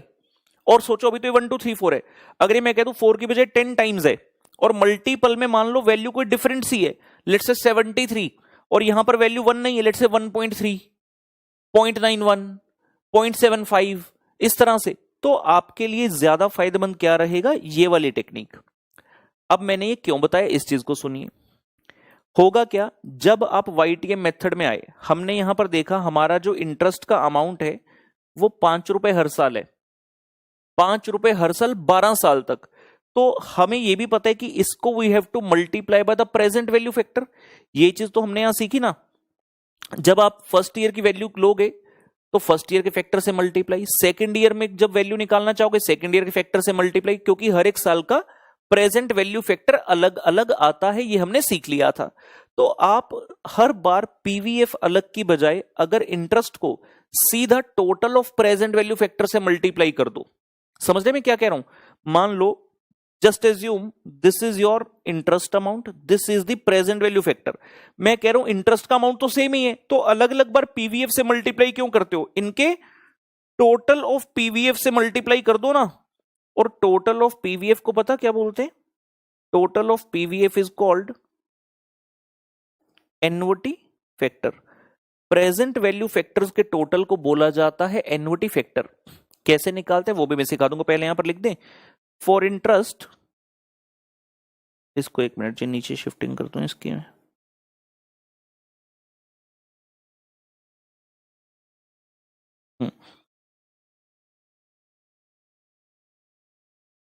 as the amount as the amount of interest remains same every year, comma, so rather than multiplying each interest with present value factor of different years, so rather than multiplying each interest with present value factor of different years, we shall multiply interest with the annuity factor. We shall multiply interest with the annuity factor. और ये annuity factor क्या होता है, annuity factor इसको popularly AF भी बोलते हैं, is equal to sum total of present value factors. आप सेम वैल्यू को बार बार अलग अलग पीवीएफ से मल्टीप्लाई करोगे, उससे बेटर है आप सभी पीवीएफ का टोटल कर दीजिए ना, एन्युटी फैक्टर कहते हैं उसको, और सीधा उसी से मल्टीप्लाई कर दीजिए। करेंगे अभी, बिल्कुल टेंशन नहीं, मैंने पहले कहा था हर चीज को बहुत आराम से समझा रहे हैं और सब चीज को लिख भी रहे हैं। ये चीजें लिखवाने की आवश्यकता नहीं थी जो स्टेप्स वगैरह मैंने था, लेकिन फिर भी मैं लिखवा रहा हूं टू मेक श्योर कि हमारी लॉन्ग टर्म के लिए जो है ये इन्वेस्टमेंट हो रही है इन दी फाइनेंशियल मैनेजमेंट। और ये चीजें सीए फाइनल में आप जाएंगे, वहां पर जो आपका एफएम का पोर्शन है वहां पर ये सब आपके काम में आने वाला है, ठीक है ना। और अगर बेसिक सही होंगे तो वहां एसएफएम समझने में कोई दिक्कत होने ही नहीं वाली जी, ठीक है।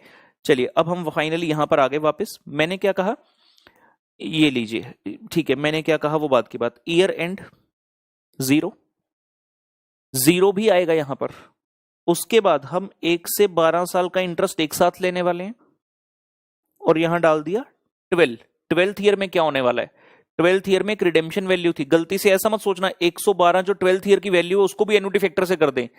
एन्युटी फैक्टर से वही चीज मल्टीप्लाई होती है जो कि कांस्टेंट है ओवर द ईयर्स, और 112 जो रिडेम्पशन है वो कांस्टेंट नहीं है, वो तो सिर्फ एक ही ईयर में, 12th ईयर में। अभी देखो आराम से, 0 ईयर पर्टिकुलर्स, 0 ईयर में क्या हुआ, अपने पास नेट प्रोसीड्स आई, हमने डिबेंचर का इशू किया था, नेट प्रोसीड्स। 1 से 12 साल में क्या हो रहा है, इंटरेस्ट जा रहा है, और 12th ईयर में क्या जा रहा है, रिडेम्पशन वैल्यू। 12th ईयर में क्या जा रहा है, रिडेम्पशन वैल्यू। कैश फ्लोज है तीसरा कॉलम, इसमें क्या लिखना है, अमाउंट। 0 ईयर में नेट प्रोसीड्स कितने की आई थी, क्वेश्चन नंबर 3 में जाकर देखिए, नहीं तो यहां से ही पता चल जाएगा, 96 रुपए की। तो कैश फ्लो में जाकर लिख देंगे प्लस 96। 1 से 12 साल में जो इंटरेस्ट था कितना था, 5 का, तो माइनस कर दिया जी 5।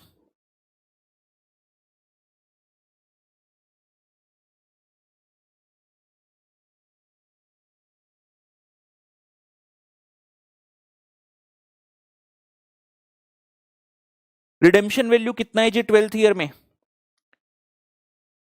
112, तो ये आ गया -112।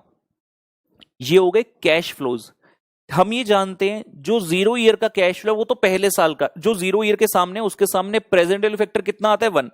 ये मैंने आपको यहां पर सिखाया था, देखिए अगर आप बच्चों को याद हो, ये लाइन लिखी थी, at 0 year PVF shall always be 1। 0 year में पीवीएफ 1 होगा, क्योंकि जब आप फॉर्मूला में भरोगे, जैसे ही आप फॉर्मूला के अंदर इसको फिल करते हो तो anything raise to power 0 is always equal to 1। हमें अब यहां पर क्या करना है, बच्चे कह रहे हैं सर पीवीएफ का रेट बता दो। अरे वही तो ढूंढना है मित्र, वही तो ढूंढना है, तो हमें यहां पर कुछ एजम्पशन लेकर चलना पड़ेगा।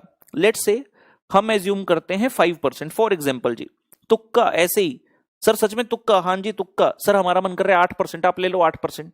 कोई बच्चा कह रहा है सर 10% ले लो बेटा 10%, मेरा मन कर रहा है 5, मैंने 5 ले लिया। 5% पर हमें फैक्टर निकला है। 0 ईयर के सामने हमेशा 1 आएगा, मैटर ही नहीं करता रेट क्या है, क्योंकि रेट कोई भी 1/1 प्लस आर रेज टू पर एन, जब एन ही 0 है तो 1 हो गया। उसके बाद आ रहा है 1 to 12। 1 to 12 यहां पर क्या आएगा, यहां पर आपका आएगा एन्युटी फैक्टर 5% पर 12 साल का। सवाल उठा है एन्युटी फैक्टर कैसे निकालना है। एन्युटी फैक्टर के लिए आपने क्या करना, फॉर्मूला होता है पीवीएफ का 1/1 plus R raise to power N. 1/1 plus R raise to power N होता है पीवीएफ। हमें 5% पर चाहिए, मैं कहूंगा 1 डिवाइड बाय 1.05, 12 साल का चाहिए। आपने क्या करना, 1 डिवाइड बाय 1.05 के बाद 12 बार इक्वल प्रेस करना, जितने भी साल का चाहिए। मेरे इस एग्जांपल में 12 का चाहिए तो 12 साल का। आइए करें, 1 डिवाइड बाय 1.05 कर दिया, 12 बार इक्वल, 1 2 3 4 5 6 7 8 9 10 11 12 आ गया। सबसे पहले तो जो 12वां आया लास्ट वाला, इसको यहां यूज कहां करना है, 12th ईयर के सामने इसको लिख लो, क्योंकि ये तो हमें चाहिए ही चाहिए ना। 0.5568 है तो 0.557 कर लीजिए। 12th ईयर का चाहिए ना रिडेम्पशन वैल्यू के लिए, क्योंकि वो 12 साल बाद आ रहा है। उसकी प्रेजेंट वैल्यू कैसे निकालूंगा आज की डेट में, 12 साल का प्रेजेंट वैल्यू फैक्टर। अब हम डिस्कस कर रहे थे एन्युटी फैक्टर। आपने 12 बार जब ये प्रेस कर दिया, उसके बाद आपके कैलकुलेटर पर बटन होगा जीटी, उसे दबा दीजिए। मैंने दबाया जीटी और ये वैल्यू आ गई मेरे सामने 8.86325, तो 8.863 कर दिया मैंने जी। ये हो गया आपका एन्युटी फैक्टर। कुछ बच्चे कह रहे सर हमारे कैलकुलेटर पे जीटी नहीं है, तो भैया कैलकुलेटर को बदल डालो, कैलकुलेटर को बदल डालो। सर अभी अभी खरीदा था बेटा, कोई बात नहीं तो भी बदल डालो। सर पैसे वेस्ट हो जाएंगे, कोई बात नहीं बेटा तो भी बदल डालो। बदलना तो पड़ेगा, एग्जाम में नहीं तो दिक्कत आएगी। सर कोई और तरीका नहीं है बता रहा हूं शांति विनम्रता से। एक और तरीका भी है जिनके पास जीटी नहीं है, हालांकि वो तरीका बता रहा हूं, लेकिन इसका मतलब ये नहीं कि कैलकुलेटर नहीं बदलना। कैलकुलेटर ऐसा जिसमें जीटी हो, नहीं तो पेपर में पता नहीं कितना टाइम एक्स्ट्रा खराब करोगे। जीटी बहुत काम की चीज है और बहुत ज्यादा काम आएगी अपने को आगे आने वाले चैप्टर्स में भी। जिनके पास जीटी नहीं है वो क्या करेंगे, वो करेंगे 1 डिवाइड बाय 1.05 इक्वल प्रेस किया, पहले साल का आया एम प्लस कर दो, फिर से इक्वल एम प्लस कर दो। एम प्लस क्या होता है, मेमोरी में प्लस कर रहे हैं, मतलब जो भी वैल्यू आ रहा है मेमोरी में भेजते जा रहे हैं। तो आपने ये प्रोसीजर करना है 12 टाइम्स, 12 बार इक्वल 12 बार एम प्लस। एक बच्चा कह रहे सर 12 बार पहले इक्वल दबा दूं और फिर 12 बार M plus M plus M plus ऐसे दबा दूं। नहीं बेटा सॉरी, ऐसे नहीं होगा, you are totally wrong, you are totally wrong. तो एक बार equal M plus equal M plus, ऐसे 12 बार equal M plus equal M plus equal M plus करना, और लास्ट में एम आरसी मेमोरी रिकॉल नाम का बटन होगा, उसे प्रेस कर देना, आपकी सेम वैल्यू आ जाएगी जो हमारी आई 8.863। ठीक, तो ये वैल्यू आ गई हमारे पास। मल्टीप्लाई करते हुए पीवीसीएफ तक पहुंच जाते हैं। पीवीसीएफ का मतलब क्या होता है, पीवीसीएफ मींस प्रेजेंट वैल्यू किसका, of cash flow. Present value निकाल लिया किसका, कैश फ्लो का। देखो कैश फ्लोज को मल्टीप्लाई किया पीवीएफ से तो क्या आ गया, पीवीसीएफ। चलिए 96 इंटू 1, ये आ गया 96।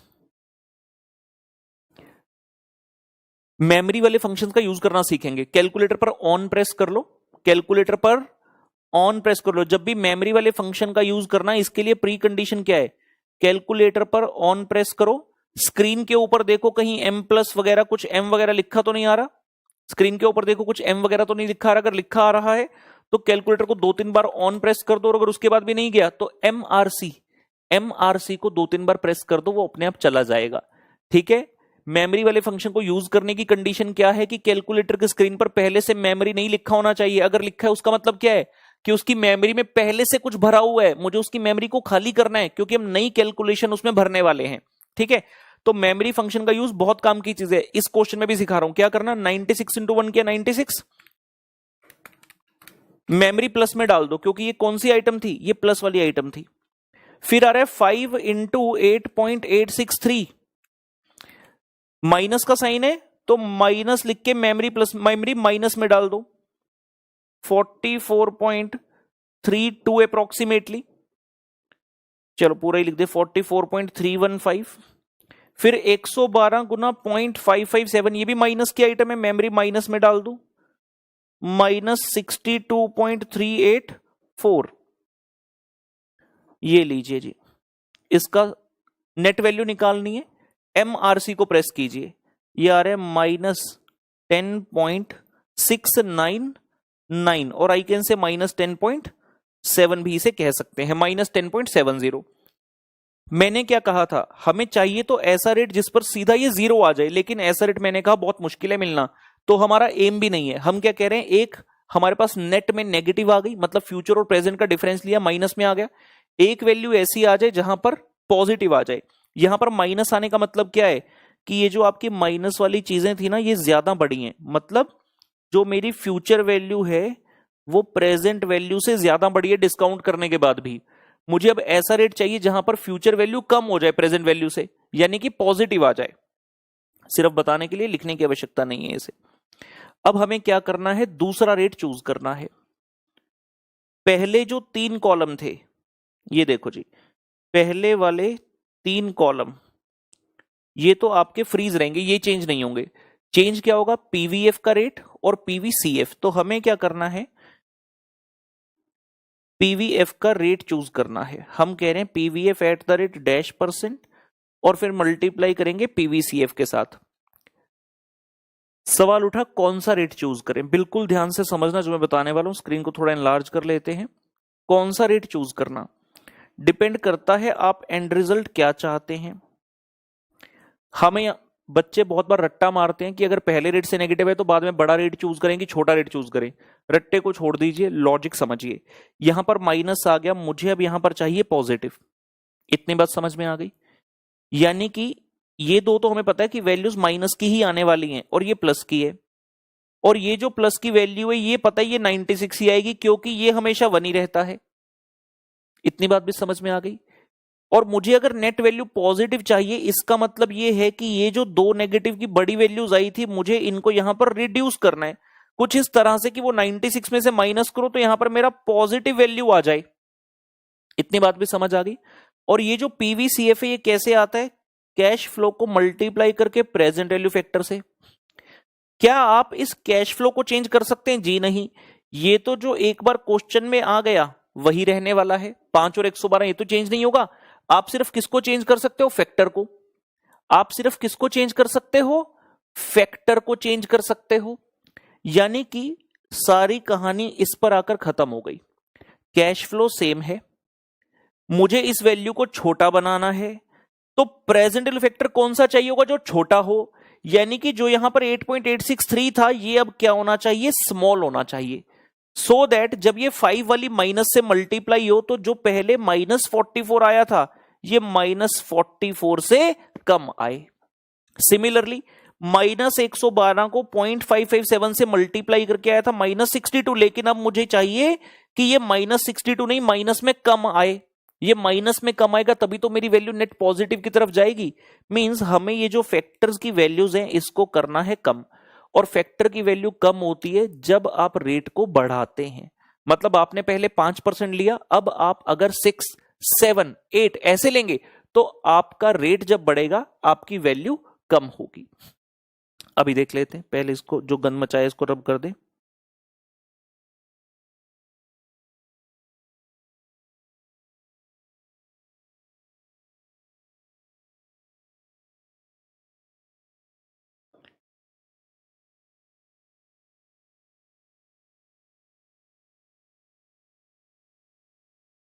हो गया? अरे अरे अरे वापिस कैसे आ गया? अरे अरे अरे भाई भाई भाई रुको, तनिक रुको, तनिक रुको, तनिक रुको। ठीक है, रुक गया रुक गया रुक गया। आई होप इट्स रुक गया, आई होप इट्स रुक गया ना। ओके, तो मैंने क्या कहा, प्रेजेंट फैक्टर का रेट बढ़ा। लेट्स से हम लेते हैं जी 7%। सर ये कैसे पता चलेगा कितना गैप लेना है? इस वैल्यू के बेस पर। ये वैल्यू काफी छोटी रह गई है, तो हम बहुत ज्यादा बड़ा गैप नहीं लेने को, आप 10 12 15 कुछ भी ले सकते हैं, लेकिन हम क्या करते हैं, मुझे लग रहा है 1 या 2% के गैप में आंसर आ जाएगा, तो मैं 7% ले लेता हूं। PVF at the rate of 7%, ये तो 1 ही आ गया। फिर से भैया, जिन बच्चों को पहले कुछ तकलीफ रही वो अब समझ सकते हैं। हमें 7% पर 12 साल का एन्युटी फैक्टर निकालना है, तो क्या करेंगे, 1 डिवाइड बाय 1.07। कितनी बार इक्वल प्रेस करोगे? 12 बार। 1 2 3 4 5 6 7 8 9 10 11 12। जो 12वें साल में दिख रहा है पहले तो उसे यहां पर डाल दो, 0.444। और देख सकते हैं जैसा हमने कहा था, अगर आप रेट बढ़ाएंगे 5 से 7 तो इसकी वैल्यू कम हो गई, ठीक है ना। और जिनके पास जीटी है, जीटी प्रेस कर दीजिए, तो ये वाला वैल्यू आ गया आपका 7.943। और जिनके पास नहीं है जीटी, वो इक्वल एम प्लस करते रहे 12 बार, और लास्ट में एमआरसी प्रेस करना, ये वैल्यू आ जाएगी। अब हम इनको मल्टीप्लाई करते हैं, 96 इंटू 1 मेमरी प्लस 96 96 इंटू 1 96, उसके बाद 5 मल्टीप्लाई 7.943 मेमरी माइनस 39.72, और 112 इंटू 0.444 एम माइनस 49.73। और बिल्कुल सही जी, हमारे पास ये टर्न हो गया पॉजिटिव में। हमारे पास वैल्यू पॉजिटिव आ गई 6.557 जी। यहां तक आराम से देख लीजिए। हमें अल्टीमेटली ऐसे दो रेट चाहिए जिसमें एक नेगेटिव एक पॉजिटिव हो। एक बच्चे ने मान लो लिया पहले 5%, बाद में उसने लिया 15%, उसका भी पॉजिटिव आ रहा होगा। बेसिकली 7 पर अगर पॉजिटिव आ गया, मतलब 8 9 10 सब पर पॉजिटिव आएगा। तो क्या आप कोई भी दो रेट लेकर आगे बढ़ सकते हैं? जी नहीं। अब जो हम इंटरपोलेशन की टेक्निक यूज करने वाले हैं, वहां पर आपका आंसर ज्यादा एक्यूरेट तब आएगा अगर दो रेट्स जिन पर नेगेटिव और पॉजिटिव आया है उनका डिफरेंस मिनिमम हो। मैंने लिया 5 और 7, तो मेरा आंसर ज्यादा एक्यूरेट आएगा as compared to the student जिसने 5 और 15 लिया होगा, जिसने 5 और 10 लिया होगा, 5 और 12 लिया होगा। अब सवाल उठा, एग्जाम में कितने तक का गैप ले सकते हैं दो रेट्स के बीच में? जैसे मेरा तो 5 और 7 दो का ही गैप है। एग्जाम में अप टू 4% तक का गैप चल सकता है, मतलब 5 और 9, 5 और 12 नहीं चलेगा, ठीक है ना। अब करना क्या है, इंटरपोलेशन टेक्निक का ऐसा फॉर्मूला होता है जिसको देखकर बड़े बड़ों के छक्के छूट जाते हैं, तो हम फॉर्मूला से जाएंगे नहीं। मैं पहले आपको यूनिटरी मेथड से सिखा दूंगा आराम से, अप्रोच से, उसके बाद हम जो है फॉर्मूला बना लेंगे। आइए यहां पर सिखाता हूं, वहां पर फॉर्मूला लिख दूंगा। यहां पर सिखाता हूं, वहां पर फॉर्मूला लिख दूंगा। ये कैसे करूं? चलो ठीक है, ये लीजिए, यहां पर भी कर देते हैं। हमने दो रेट लिए, एक रेट था 5% और एक रेट था 7%, ठीक है। ये रेट 5%, ये रेट 7%। 5% पर आपकी वैल्यू कितनी आई? -10.70। 7% पर वैल्यू आई +6.557। मुझे क्या चाहिए? I am in need of the value 0, और ये हमें पता है कि एक नेगेटिव एक पॉजिटिव के बीच में 0 लाई करता है, और इस 0 पर जो रेट आएगा that is my KD, that is my KD. Now बड़ा आसान तरीका, इन दोनों का गैप कितना है? इन दोनों गैप, बच्चा कहता सर 10.7 माइनस 6.557, 4.143। गलत उत्तर, वो नेगेटिव है। पहले यहां से यहां तक का गैप देखो कितना है, 10.7। यहां से यहां तक का गैप देखो 6.557। इन दोनों को प्लस करो तब आएगा 10.7 प्लस 6.557। इनका टोटल गैप है 17.257 जी, 17.257। हमारे पास दो रास्ते हैं चलने के। एक रास्ता क्या है, आपका जो गैप है टोटल कितना है 17.257 का, जब डिफरेंस इन रेट कितना है 2%, लेकिन मुझे सिर्फ कितना चाहिए गैप, मुझे सिर्फ अगर इतने गैप के लिए आप रेट बता दो तो बढ़िया हो जाएगा। समझिए कैसे, for gap in values of लिख रहा हूं, for gap in values of 17.257 difference in rates is equal to 2%। देखिए ना, 5 और 7 दो डिफरेंट रेट हैं, तो हमारा टोटल गैप है 17.257 का। So for gap in values of मुझे कितना चाहिए 10.7, क्योंकि मुझे तो सिर्फ 0 तक जाना है ना, यहां से मुझे तो सिर्फ 0 तक जाना है, तो मेरा डिफरेंस कितने वैल्यूज का 10.7, तो इतने के लिए डिफरेंस इन रेट कितना बनेगा 2/17.257 multiply 10.7।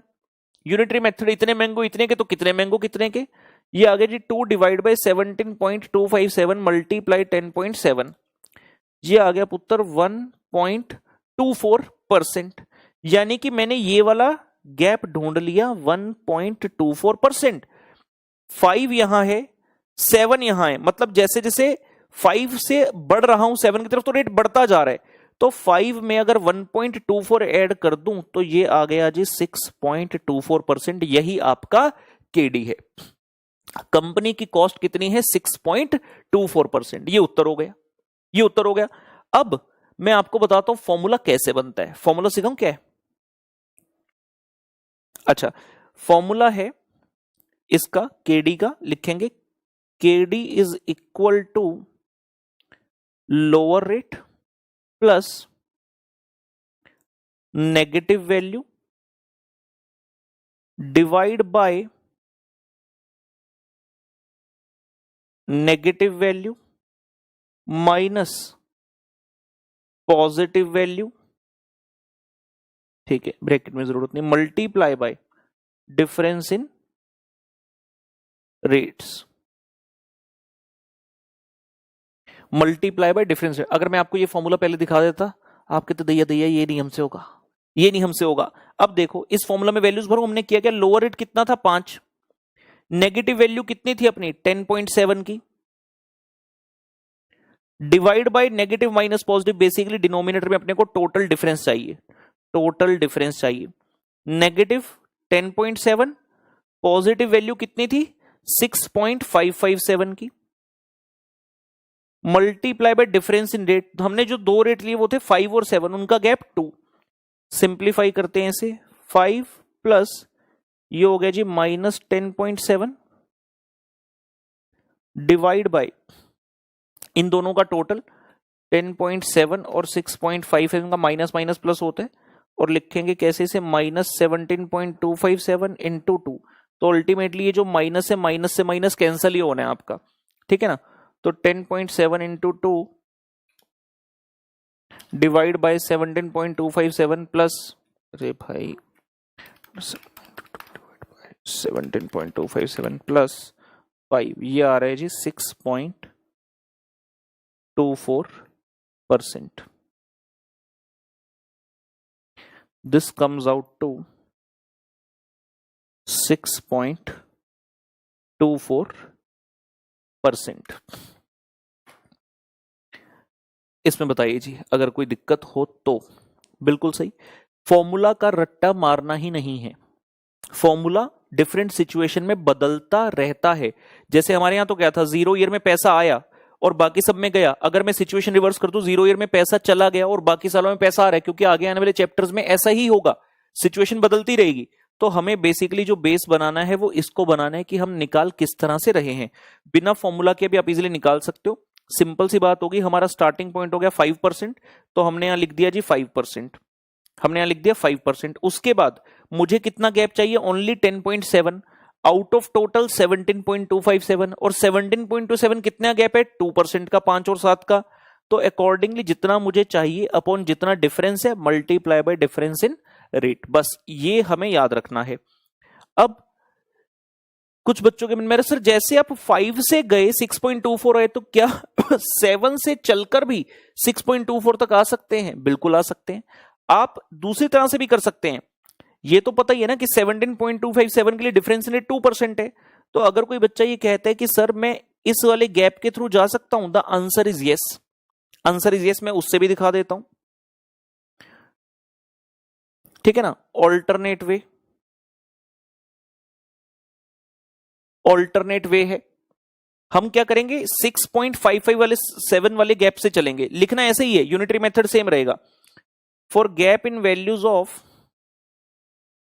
For gap in values of 17.257 difference in rate कितना है पुत्र? 2%।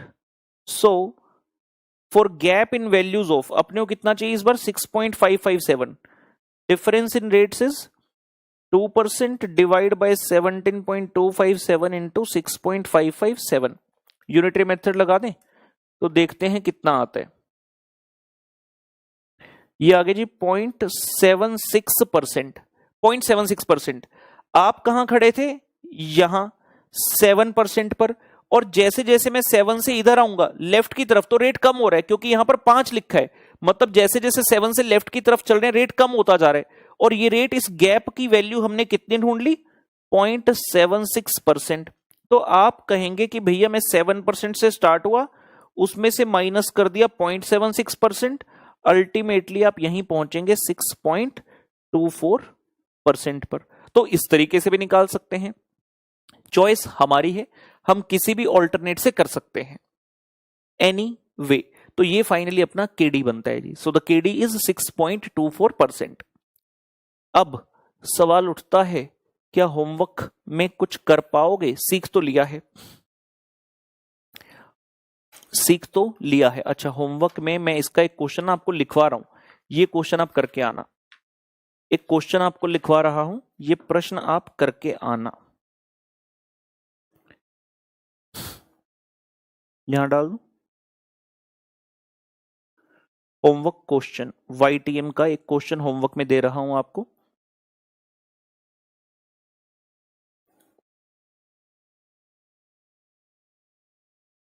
लिखिए जी, गुलाब limited, gulab limited issued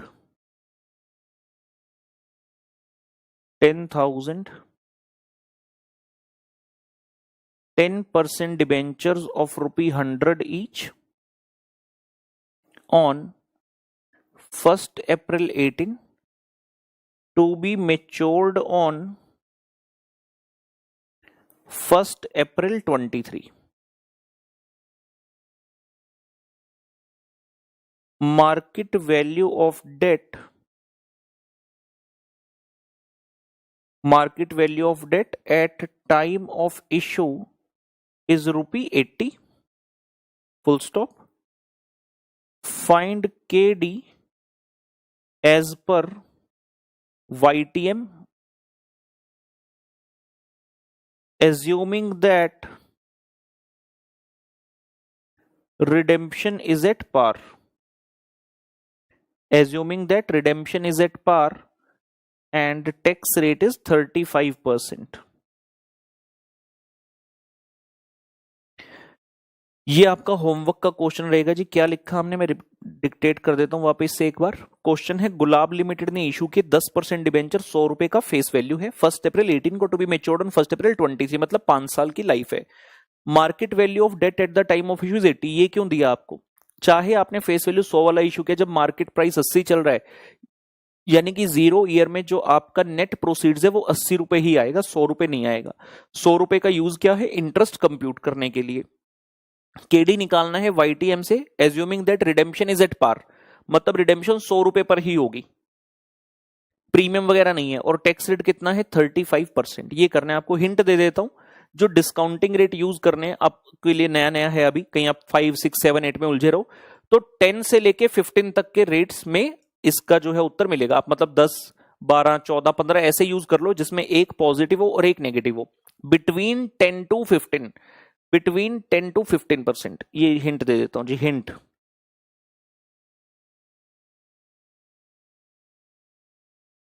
use discounting rates between 10 to 15%, ये आपको हिंट दे दिया जी, ठीक है। तो इस क्वेश्चन को आप करके आएंगे, नेक्स्ट क्लास से मिलते हैं। वाईटीएम का ये वाला क्वेश्चन चेक करेंगे, एक प्रश्न और है वो मैं क्लास में करवाऊंगा आपको, और उसके बाद आगे बढ़ेंगे। तब तक के लिए बाय बाय।